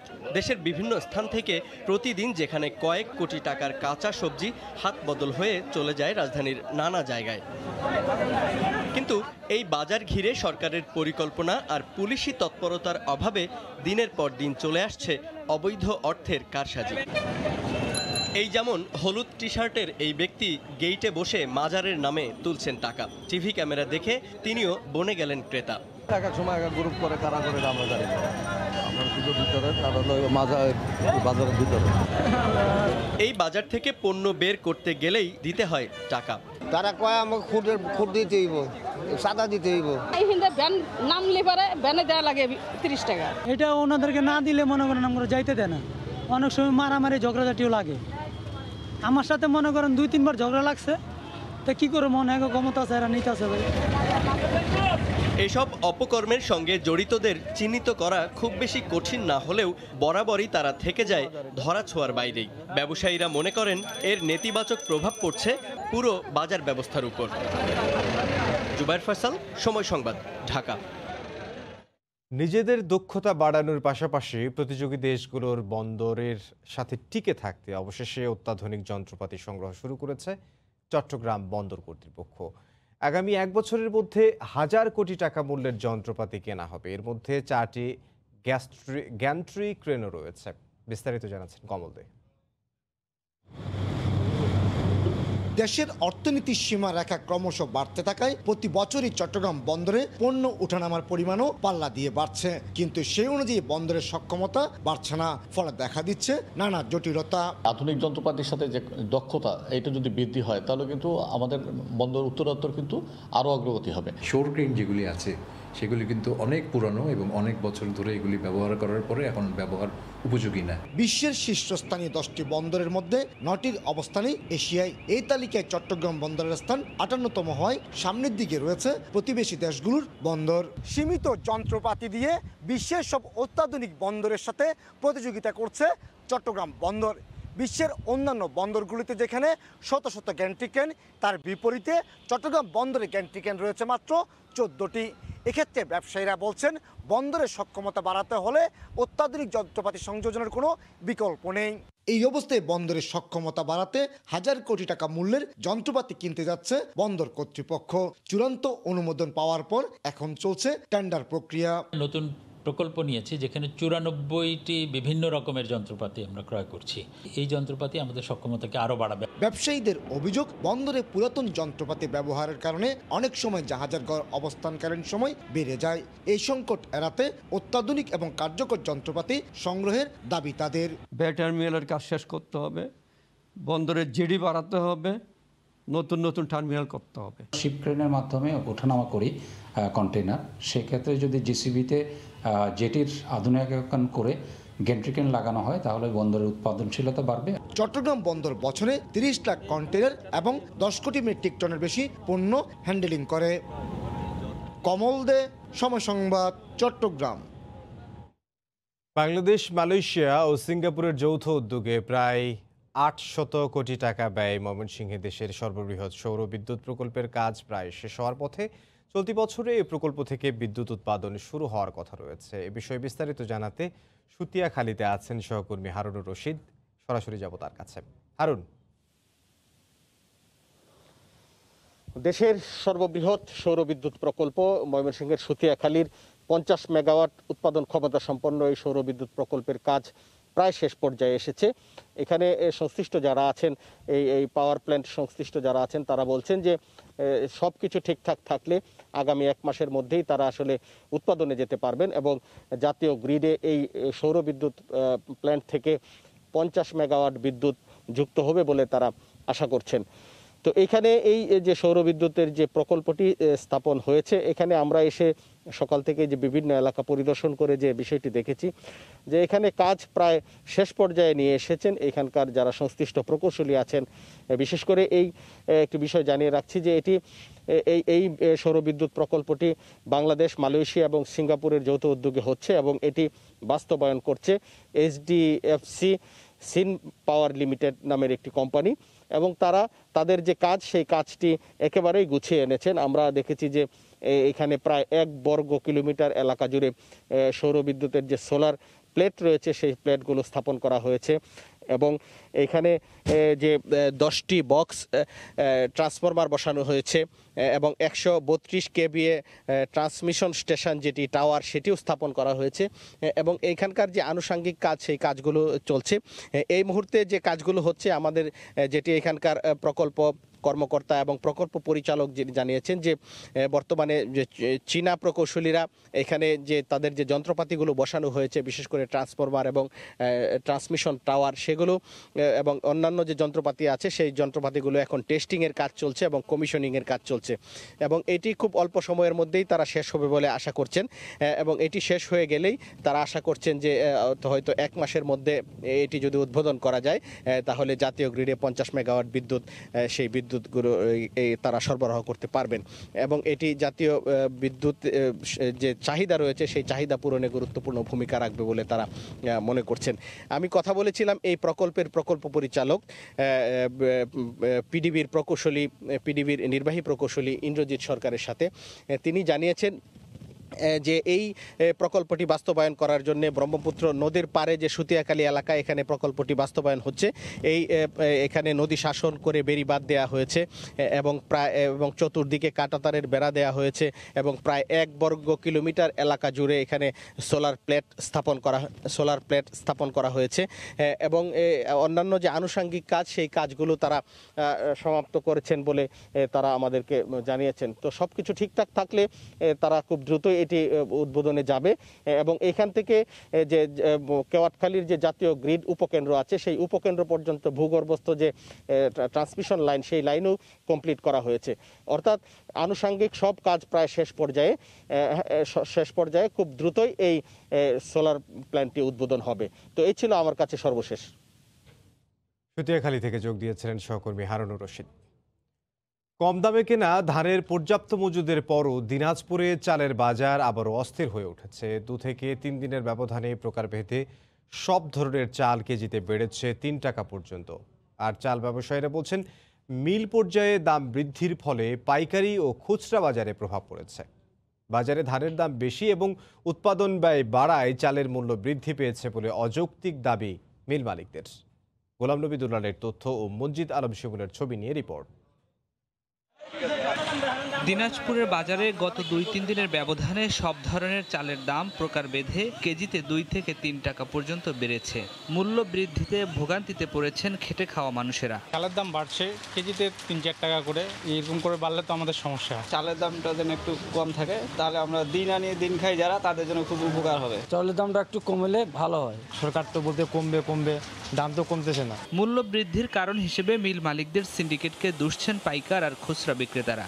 মিলেরা তো গুদাম ভর্তি করে রাখছে ধান, এখন তো আর গৃহস্থের হাতে ধান নাই, যে এখন অল্প স্বল্প ধান হাটে উঠে এখন দাম তো বেশি হবেই। এদিকে আমরা বাজারে সাধারণ ক্রেতার কাছে বেচতে যে আমরা প্রচন্ড হিমশিম খাচ্ছি। চালটা বাড়ার কোনো প্রশ্ন হয় না, কারণ হচ্ছে ধান তো মিলারদের গোডাউনেই আছে। ধান কিনে ধানের দাম বাড়া দিয়ে ধানের দামটা বেশি বলতেছে, চালের দাম ওই জন্য বেশি। চালের দাম বাড়ার কোনো যৌক্তিকতা নেই জানিয়ে এই কৃষক নেতা বাজার স্থিতিশীল রাখতে সরকারের নজরদারি বাড়ানোর তাগিদ দিয়েছেন। চালের দাম কমানো যায় কিভাবে, প্রশাসনকে অতি দ্রুত পদক্ষেপ নেওয়া উচিত।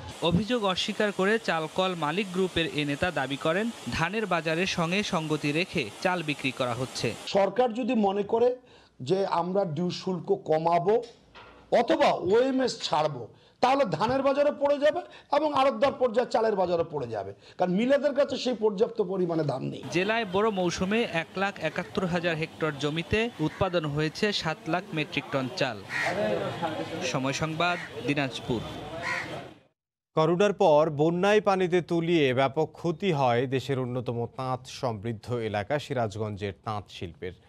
দীর্ঘদিন পানিতে তলিয়ে থাকায় নষ্ট হয়ে যায় তাঁতের সুতাসহ মূল্যবান যন্ত্রাংশ। বিরাট অঙ্কের লোকসান কাটিয়ে আবারও ঘুরে দাঁড়ানোর চেষ্টা চালাচ্ছেন তাঁতিরা। তবে পুঁজির অভাবে ব্যাহত হচ্ছে সেই চেষ্টা। আর করোনার প্রভাবে বাজারে তাঁতের শাড়ির চাহিদা কমে যাওয়ায় দুশ্চিন্তায় তাঁত মালিকরা। রিঙ্কু কুণ্ডুর রিপোর্ট, ছবি তুলেছেন অমৃত সেন।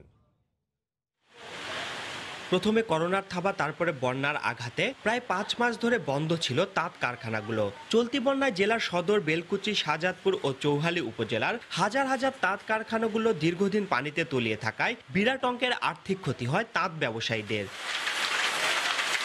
এই ক্ষতি কাটিয়ে ঘুরে দাঁড়ানোর চেষ্টা করলেও মূলধনের অভাবে তাঁতিরা এগোতে পারছেন না। উৎপাদনের জন্য রং, সুতা সহ অন্যান্য উপকরণের মূল্য বৃদ্ধি আর শ্রমিকদের মজুরি পরিশোধ করতে হিমশিম খেতে হচ্ছে বলে জানান তাঁতিরা। মহাজনরা টাকা দিতে পারে না, তারপরে বেতন দিতে পারে না, আমাদের মজুরি ঠিক মতো পাওয়া যায় না, এরকম সমস্যা। বর্তমানে একটু কাজ আমরা চালু করছি, কিন্তু ময়লে মাল চলতেছে না, তার কারণে আমরা অনেক ক্ষতির মধ্যে আছি। জিনিসপাতির দাম বেশি, জিনিসটা মালটা যে বানায়, আমাদের এই কাপড়টা বানানোর পরে যে হাটে যে আমরা দাম পাই না। নতুন করে উৎপাদন শুরুর জন্য সরকারিভাবে আর্থিক সহায়তার দাবি ক্ষতিগ্রস্ত তাঁতিদের। এখন মনে হয় আমরা যে ব্যবসাটা একটু সোজা হবো, এই সোজা হওয়ার মতো আমাদের অর্থ নাই। তাঁত মানে একটু সারা লাগবো বা চালান লাগবো, এই দাবি যে কিছু টাকা ঢোকা সরকারের কাছে আমরা চাই। ক্ষতিগ্রস্ত তাঁত শিল্পকে আবারও ঘুরে দাঁড়ানোর জন্য সরকারি সহায়তার দাবি জেলার ব্যবসায়ী নেতার। সিরাজগঞ্জ জেলা চেম্বার অফ কমার্সের পক্ষ থেকে আমাদের আবেদন, এই দুরবস্থায় এই তাঁতিদের পাশে সরকারি এবং বেসরকারি ব্যাংকগুলো সহজ শর্তে যদি তাদের ঋণ দিয়ে তাদের সহযোগিতা করে, তাহলে তারা আবার হয়তো প্রাণ ফিরে পাবে।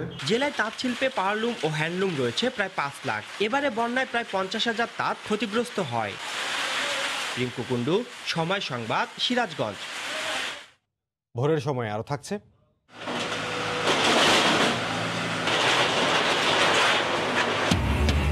সাভারে বায়ু দূষণকারী 4টি কারখানা গুঁড়িয়ে দিলেন পরিবেশ অধিদপ্তরের ভ্রাম্যমাণ আদালত। 8 লাখ টাকা ক্ষতিপূরণ আদায়।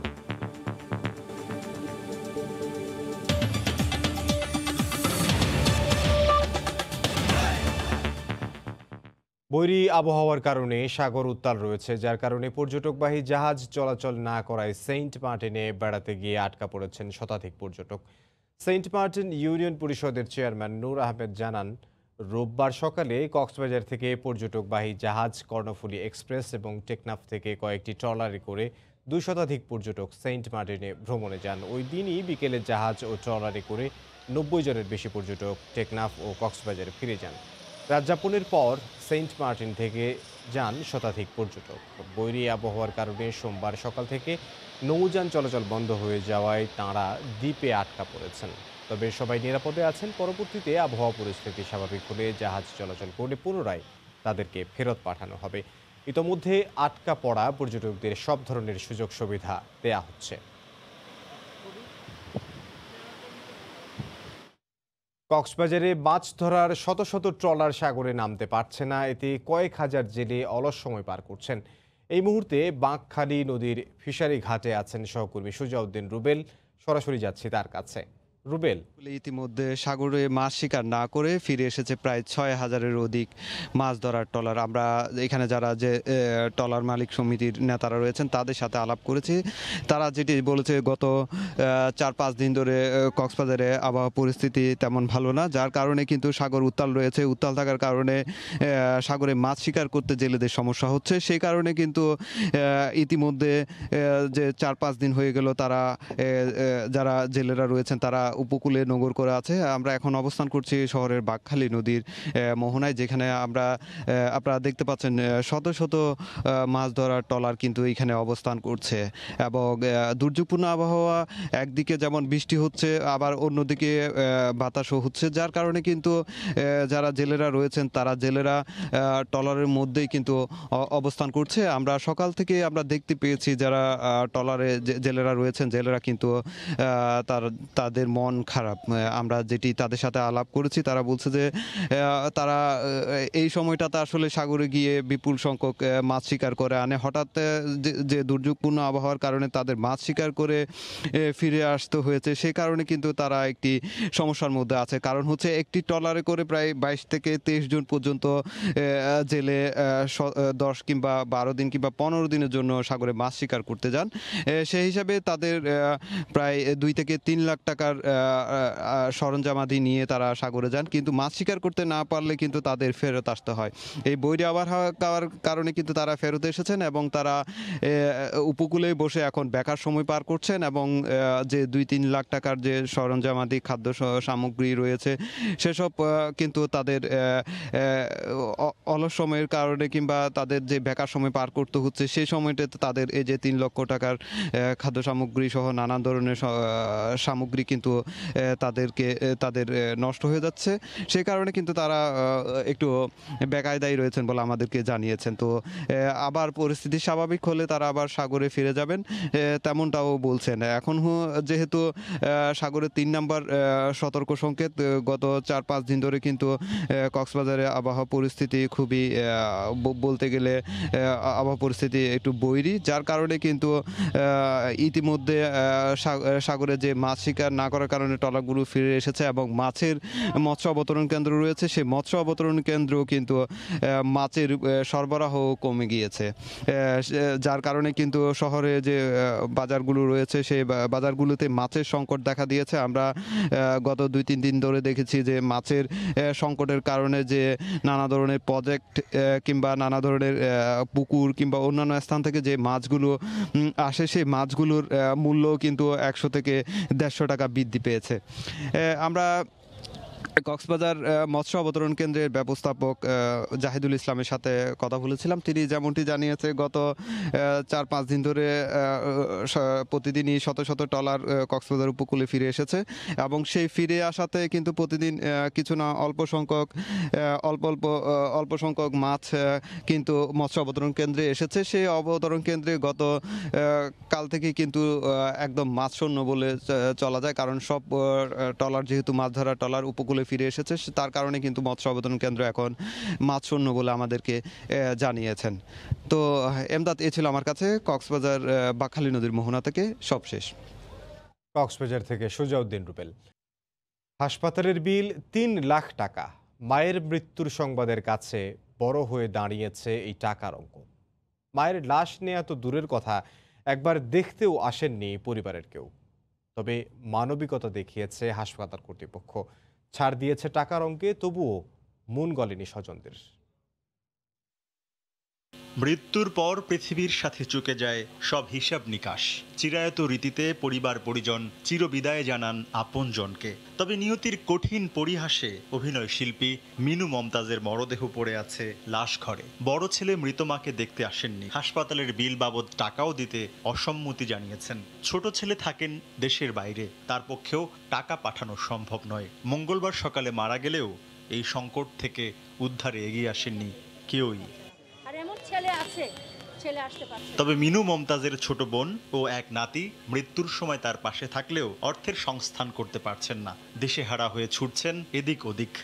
আমার আপন বোন, টাকা আছে, পয়সা আছে, সব আছে, আজকে কেন মর্গে থাকবে? কোন ব্যাংকের কাগজপত্র তার নমিনি করা, আমার বড় চাচার নামে নমিনি করে রেখে গেছে, সে তার নামে নমিনি করার কাগজপত্র, ব্যাংকের মানে ঘরের চাবি, আলমারির চাবি, সিন্ধুকের চাবি, সব কিছু নিয়ে তারা পরশুদিন চলে গেছে। সে এখন আমার দাদুর দায়িত্ব কেন নিচ্ছে না? 2018 সালে মিনু মমতাজ অসুস্থ হলে সে সময় প্রধানমন্ত্রী শেখ হাসিনার কাছ থেকে 15 লক্ষ টাকা আর্থিক সহায়তা পান। এছাড়া ঢাকায় তার একটি ফ্ল্যাটও রয়েছে। আর্থিকভাবে সচ্ছল থাকলেও স্বজনদের অবহেলায় শেষ বেলাটা অমানবিক হলো। বিষয়টি মানবিক হিসেবে দেখে হাসপাতাল কর্তৃপক্ষ টাকার একটি বড় অংশের ছাড় দেওয়ার ঘোষণা দিয়েছেন। কর্তৃপক্ষকে রিকোয়েস্ট করেছেন, তারাও সে বিষয়টা আমলে নিয়ে তাদেরকে কিছু ছাড় দেওয়ার জন্য একটা সিদ্ধান্ত নিয়েছে। মিনু মমতাজ নানা সমস্যার সাথে করোনায় আক্রান্ত হয়ে মঙ্গলবার সকালে মৃত্যুবরণ করেন। তরিকুল ইসলাম সৌরভ, সময় সংবাদ, ঢাকা। সাভারে টায়ার পুড়িয়ে বায়ু দূষণকারী 4টি কারখানা গুঁড়িয়ে দিয়েছে পরিবেশ অধিদপ্তরের ভ্রাম্যমাণ আদালত। গতকাল দুপুরে ভাকুরতা ইউনিয়নের মাঝিপাড়া এলাকায় অভিযান চালানো হয়। এ সময় 4টি কারখানা থেকে 8 লাখ টাকা ক্ষতিপূরণও আদায় করা হয়। অপর এক কারখানার মালিকের বিরুদ্ধে নিয়মিত মামলাও করেছে পরিবেশ অধিদপ্তর। নির্বাহী ম্যাজিস্ট্রেট জানান, কোনো ধরনের অনুমোদন ছাড়া প্রতিষ্ঠানগুলো দীর্ঘদিন ধরে টায়ার ও রাবার পুড়িয়ে তেল বানিয়ে আসছিল। একই সঙ্গে এসব কারখানায় ফল পাকানোর ক্ষতিকর পাউডারও তৈরি করা হতো, যা মানব স্বাস্থ্যের জন্য চরম ক্ষতিকর। টায়ার পোড়ানোয় বায়ু দূষণ ও কৃষি জমির ব্যাপক ক্ষতি হওয়ায় কারখানাগুলো ধ্বংস করা হয়েছে বলেও জানান তিনি।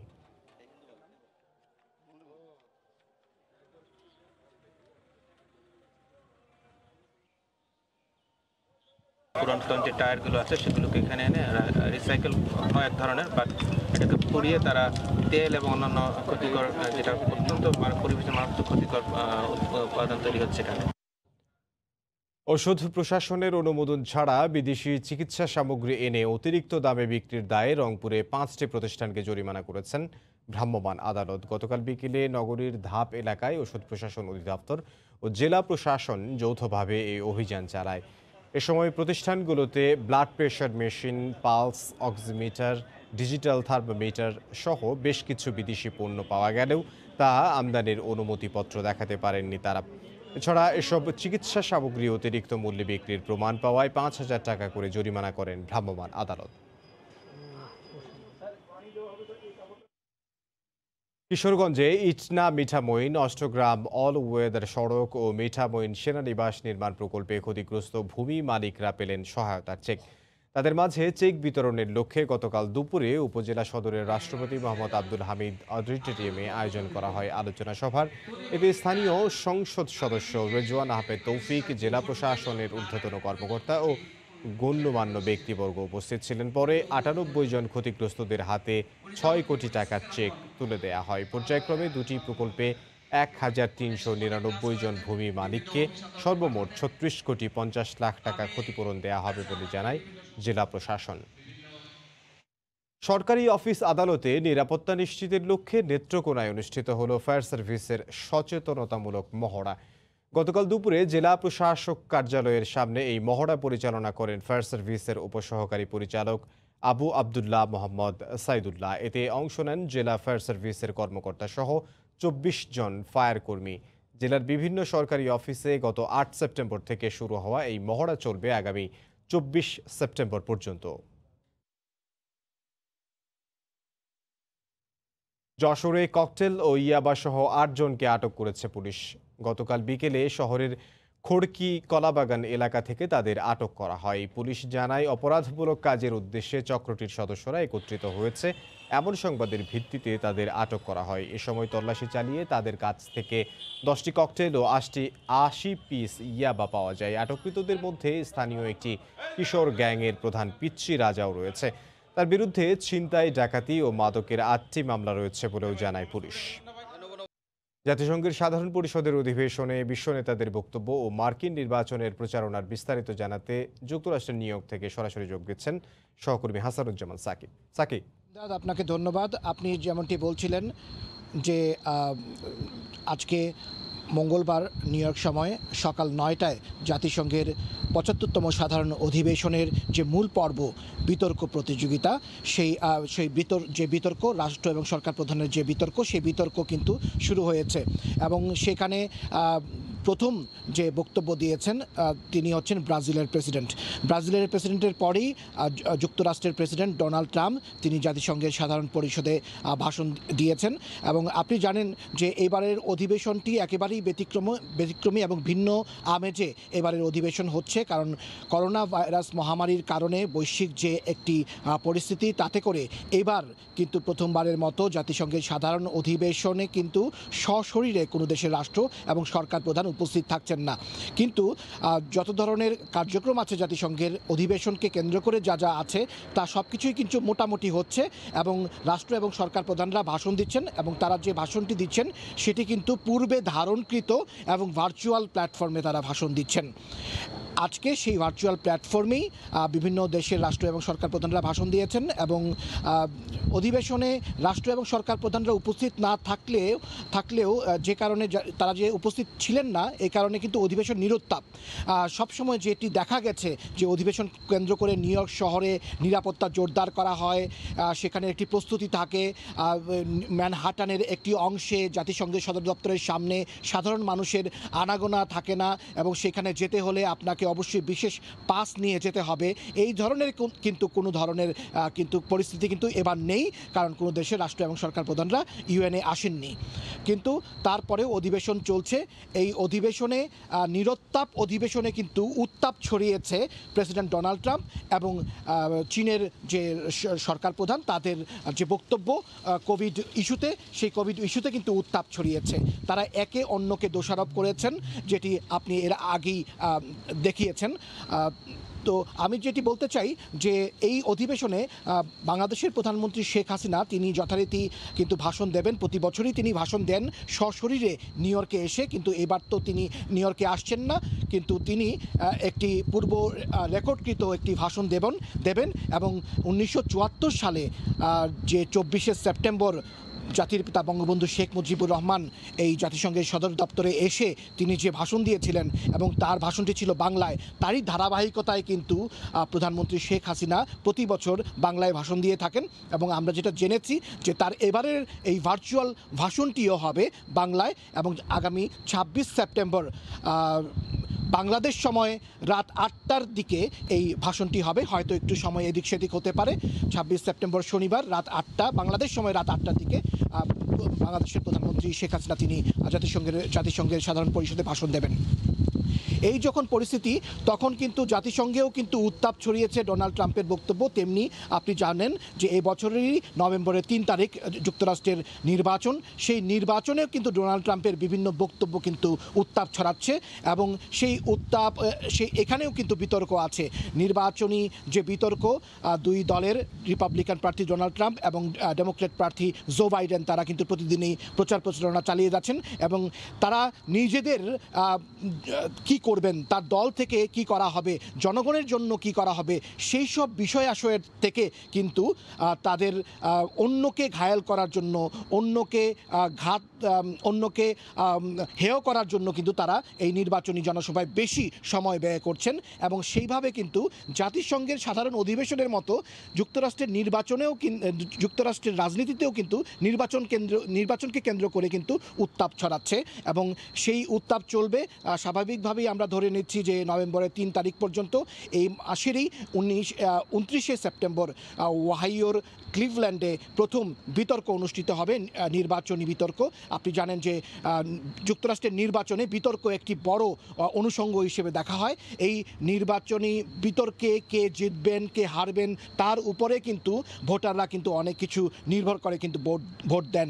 সব কিছু মিলিয়ে জাতিসংঘের অধিবেশনও যেমন চলছে সেখানেও উত্তাপ আছে, তেমনি যুক্তরাষ্ট্রের রাজনীতিতে নির্বাচন ঘিরেও কিন্তু উত্তাপ ছড়িয়ে আছে। এই ছিল আমার কাছে সর্বশেষ। ইমদাদ। নিউ ইয়র্ক থেকে যোগ দিয়েছিলেন সহকর্মী হাসানুজ্জামান সাকি। তিনি জানাচ্ছিলেন জাতিসংঘের সাধারণ পরিষদে খবর এবং মার্কিন নির্বাচনের সবশেষ খবর। করোনার দ্বিতীয় ধাপের সংক্রমণ বাড়ায় ইউরোপের অন্যান্য দেশের মতো জার্মানিতে উদ্বেগ ও উৎকণ্ঠা বেড়েছে। ইতোমধ্যে কয়েকটি অঙ্গরাজ্যের শিক্ষা প্রতিষ্ঠান আবারও বন্ধের সিদ্ধান্তে অভিভাবকদের মধ্যেও হতাশা ভর করেছে। জার্মানি থেকে সহকর্মী বিটু বড়ুয়া জানাচ্ছেন বিস্তারিত। করোনার কারণে যুক্তরাজ্য, ইতালি, স্পেন এবং ফ্রান্সের পর অশনি সংকেত জার্মানিতেও। বিশেষ করে গত কয়েকদিনের ব্যবধানে করোনার সংক্রমণ হঠাৎ করে বেড়ে যাওয়ায় সবখানে উদ্বেগ এবং উৎকণ্ঠাও বেড়েছে। এরই মধ্যে অঙ্গরাজ্য বায়ার্নের বাচ কোয়েনিগসহফেন নামের একটি অঞ্চলে সবগুলো শিক্ষা প্রতিষ্ঠান আপাতত বন্ধ ঘোষণা করা হয়েছে। সেখানে অন্যান্য অঞ্চলের সকল শিক্ষার্থীদেরকেও নির্দেশনা দেওয়া হয়েছে তারা যাতে করোনার সকল স্বাস্থ্যবিধি মেনে চলে। করোনার দ্বিতীয় ঢেউ আসাতে আবারও দুশ্চিন্তার শেষ নেই। বাচ্চারা স্কুলে যেতে পারবে না, সেই সাথে শিক্ষা প্রতিষ্ঠানও বন্ধ করে দেওয়া হবে। এসব আর কত বলুন। ওদিকে প্রবীণদের নিয়েও আরো মহাবিপদ। তবে করোনার টিকা আবিষ্কার হলে সেটা সবার জন্য বিনামূল্যে বিতরণ করা উচিত। না ধনী না গরিব, সবার পাওয়ার অধিকার সুনিশ্চিত করতে হবে সরকারকে। এর মধ্যে করোনা সংক্রমণ বেড়েছে নর্দার্ন ওয়েস্টফালেন অঙ্গরাজ্য, যেখানে প্রবাসী বাংলাদেশিদের বিশাল একটি অংশ বসবাস করছে। তবে এখন পর্যন্ত কোনো প্রবাসী বাংলাদেশি নতুন করে সংক্রমিত না হওয়ায় জনমনে এখনো বাংলা কমিউনিটিতে স্বস্তি বিরাজ করছে। জার্মানিতে অধ্যয়নরত অনেক বাংলাদেশি স্টুডেন্ট এখনো বাংলাদেশে আটকে আছে। অনেকে যারা জার্মানিতে পড়াশোনা করতে ইচ্ছুক তারাও আসতে পারছে না। সো সব দিক বিবেচনা করে আসলে এটা বাংলাদেশ খুবই ক্ষতিগ্রস্ত হচ্ছে এই থেকে। এদিকে জার্মান স্বাস্থ্যমন্ত্রী ইয়েন্স স্পান বলেছেন, করোনা যাতে আগের মতো আবার ভয়াবহ আকার ধারণ করতে না পারে সে কারণে সব ধরনের প্রস্তুতি সম্পূর্ণ করা হয়েছে। তিনি আরও বলেন, শরৎ এবং শীতের আগে একটি কার্যকরী করোনার টিকা পাওয়া যেতে নাও পারে, সে কারণে সবাইকে স্বাস্থ্যবিধি মেনে চলার পরামর্শ। এখন পর্যন্ত জার্মানিতে ৯,৪০০-রও বেশি মানুষ করোনায় সংক্রমিত হয়ে মৃত্যুবরণ করেছে। জার্মানির বার্লিন থেকে বিটু বড়ুয়া, সময় সংবাদ। ইউরোপের আরেক দেশ আয়ারল্যান্ডে দীর্ঘ 5 মাস পর গেল মাসে স্কুল কলেজ খুলে দেওয়ার পর নতুন করে করোনা রোগী পাওয়ায় বন্ধ করে দেওয়া হয়েছিল দুটি স্কুল। আর তাই অভিভাবকরা তাদের সন্তানদের স্কুলে পাঠিয়ে রয়েছেন শঙ্কায়। এদিকে শিক্ষা প্রতিষ্ঠানগুলোতে সরকারি নিয়ম মেনে স্বাস্থ্যবিধির প্রতিটি ধাপ মেনে চললেও প্রতিষ্ঠানের বাইরে স্বাস্থ্যবিধি মেনে চলছে না অধিকাংশ শিক্ষার্থী। আয়ারল্যান্ড থেকে সৈয়দ জুয়েলের রিপোর্টে বিস্তারিত। সংক্রমণের শুরু থেকে আয়ারল্যান্ডে সংক্রমণ এড়াতে বন্ধ করে দেওয়া হয়েছিল সকল শিক্ষা প্রতিষ্ঠান। দীর্ঘ বিরতির পর পরিস্থিতি কিছুটা স্বাভাবিক হয় গেল আগস্টে আবারও খুলে দেওয়া হয়েছে শিক্ষা প্রতিষ্ঠানগুলো। শিক্ষা প্রতিষ্ঠানগুলোর ভিতর স্বাস্থ্যবিধি মেনে চললেও স্কুলের বাইরে স্বাস্থ্যবিধি মেনে চলছেন না অধিকাংশ শিক্ষার্থী। এতে করে শঙ্কায় রয়েছেন অভিভাবকরা। ছেলেমেয়েরা স্কুলে যাচ্ছে, একজন অভিভাবক হিসাবে এতে তো দুশ্চিন্তায় থাকতে হয়। এর ভেতর ছেলেমেয়েরা যখন দুপুরের খাবার খেতে বাহির হয় ও ছুটির সময় কোনো ধরনের সামাজিক দূরত্ব এবং মাস্ক এগুলো ছাড়া অবাধ ঘোরাফেরা করে। স্কুলের বাইরে স্বাস্থ্যবিধি মেনে না চললে সংক্রমণ আবারও বেড়ে যেতে পারে, আর তাই নিজ পরিবারের সুরক্ষায় স্বাস্থ্যবিধি মেনে চলার পরামর্শ সংশ্লিষ্টদের। স্বাস্থ্যবিধি মেনে চলতে সরকার অনেক অর্থ খরচ করছেন। স্কুলে সব ধরনের নিরাপত্তা নেওয়া হয়েছে, কিন্তু সমস্যা তৈরি হচ্ছে বাইরের কমিউনিটি থেকে। বাইরে অনেকেই সামাজিক দূরত্ব মেনে চলছেন না, ব্যবহার করছেন না মাস্কও। শিক্ষার্থীদের বয়স কম, তারা হয়তো ভাইরাস কাটাতে সক্ষম, কিন্তু তাদের নিজেদের কথা ভাবলে চলবে না। ঘরে দাদা দাদি বাবা মা আছেন, তাই ভাইরাস রুখতে আমার আবেদন থাকবে ঘরে বাইরে সরকারি নির্দেশনা মেনে চলুন। শিক্ষাই জাতির মেরুদণ্ড। করোনায় সেই মেরুদণ্ড এসেছে আঘাত। সুস্থ পৃথিবী তৈরিতে শিক্ষার্থীরা নিরাপদে থাকলে আগামীতে নতুন এক পৃথিবীতেই হবে আমাদের বসবাস।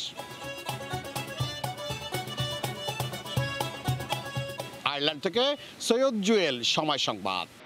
খেলার খবর। শুধু বোলিংয়ে নয়, ব্যাটিং দক্ষতা বৃদ্ধির দিকে মনোযোগ দিয়েছেন বাংলাদেশ জাতীয় ক্রিকেট দলের ফাস্ট বোলার তাসকিন আহমেদ। বোলিংয়ের পাশাপাশি ব্যাট হাতেও দলের জন্য রাখতে চান অবদান এই স্পিড স্টার। লক্ষ্য স্থির করেছেন 9 লেংথ ঠিক রেখে আগের চেয়ে আরও গতি বৃদ্ধি করবেন তিনি।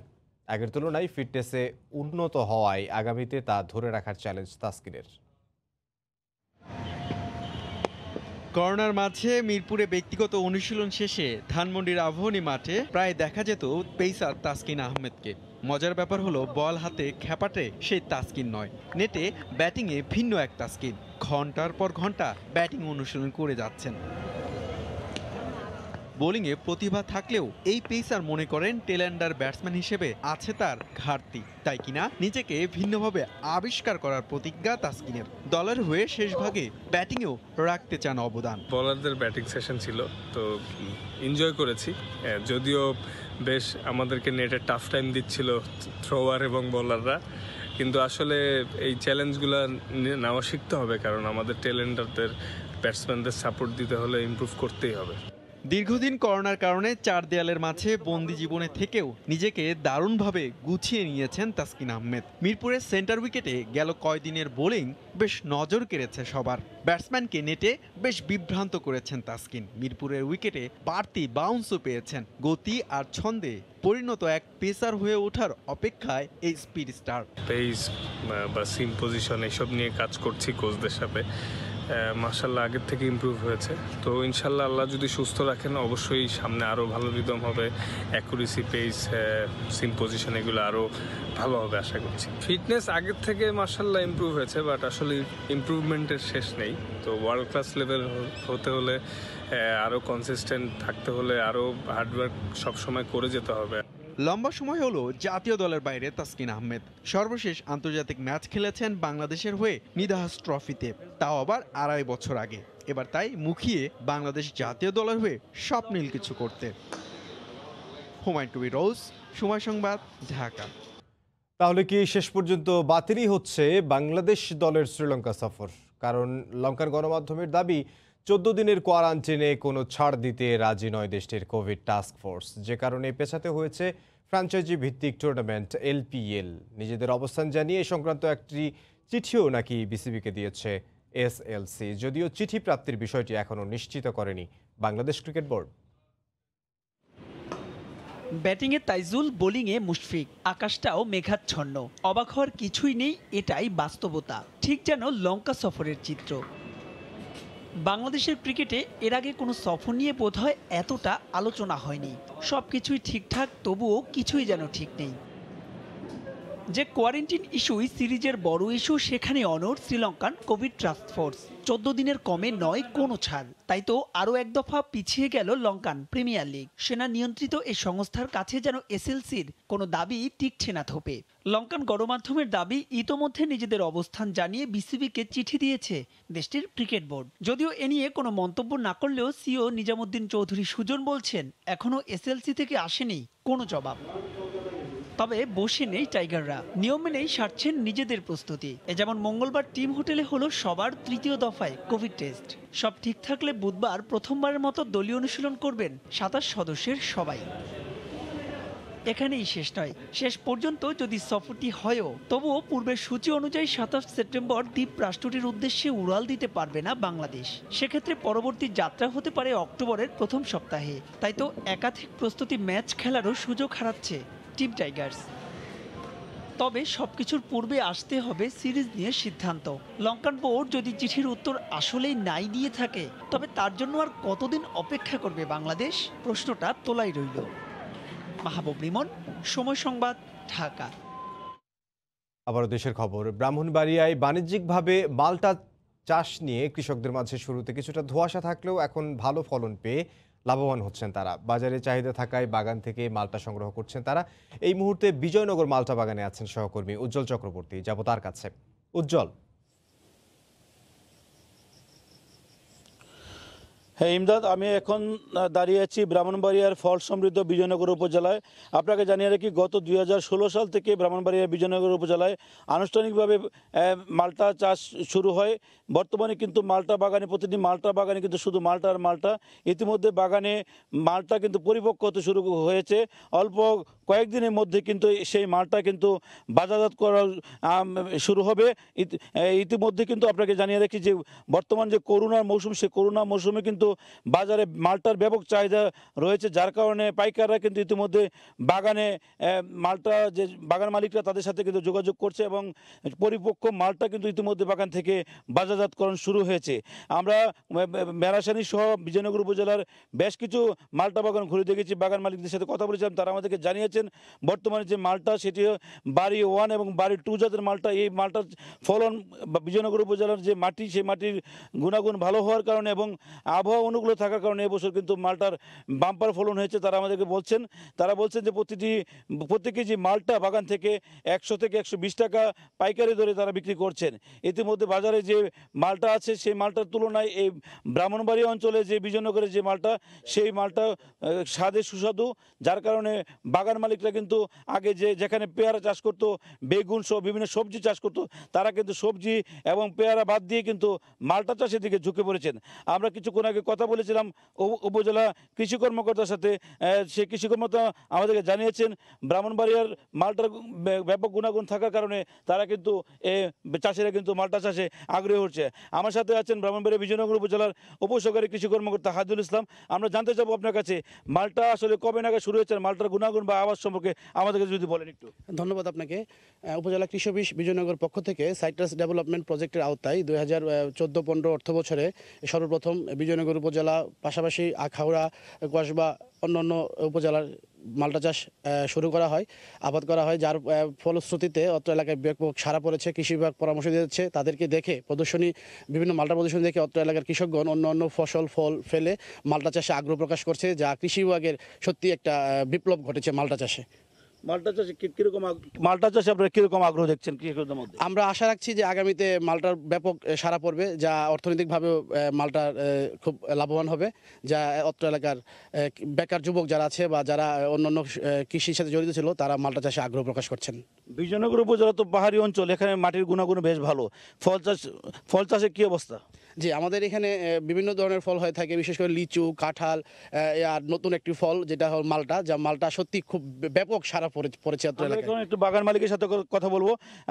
জনাব সোহাগ ভূঁইয়া, আপনি তো এই বাগান করেছেন, আপনার মতন তো এই অঞ্চলে অনেক চাষি বাগান চাষাবাদ করেছে, সে সম্পর্কে কিছু বলেন। আপনি আসলে কবে নাগাদ কীভাবে বাগান চাষাবাদ শুরু করেছেন, আর এখন তো বিক্রয় শুরু হয়েছে বাগান থেকে, সে সম্পর্কে যদি বলেন আমাদের।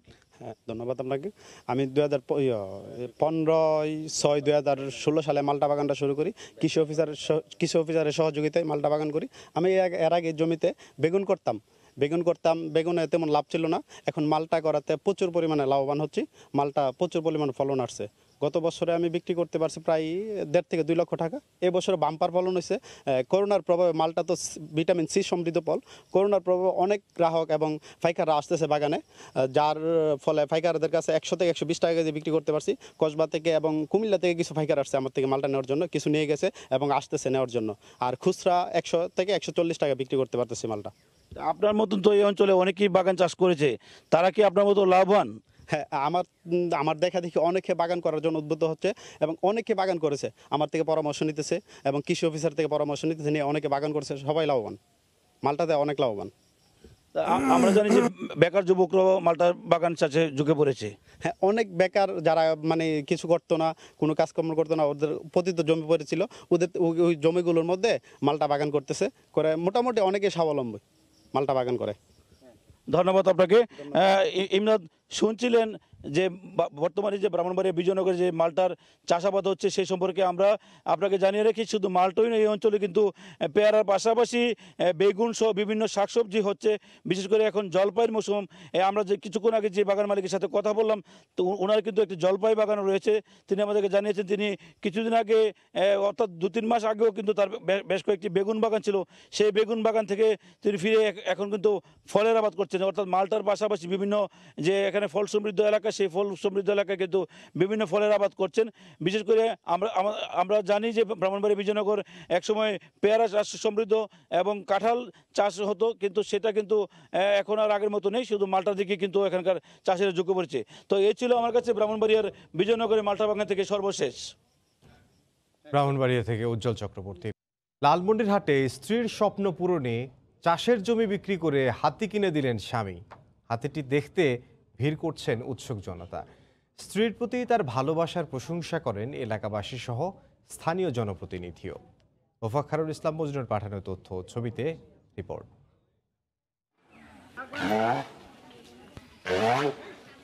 গ্রামের মেঠু পথ ধরে হাঁটছে হাতি।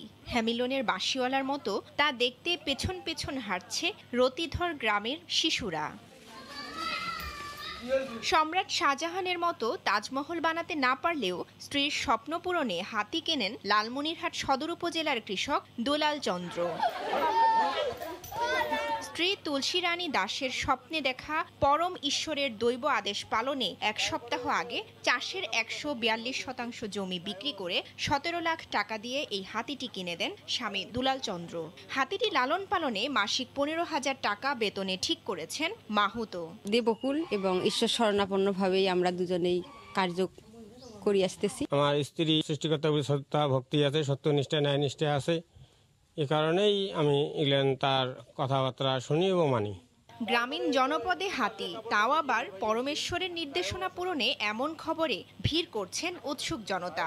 আর ভালোবাসার প্রশংসা করেন স্থানীয় জনপ্রতিনিধিও। দেখার জন্য আসছি, উনি যা করতেছেন ওনার ইচ্ছামূলক কিছু নয়। ফুটবল খেলে, জম্বুরা খায়।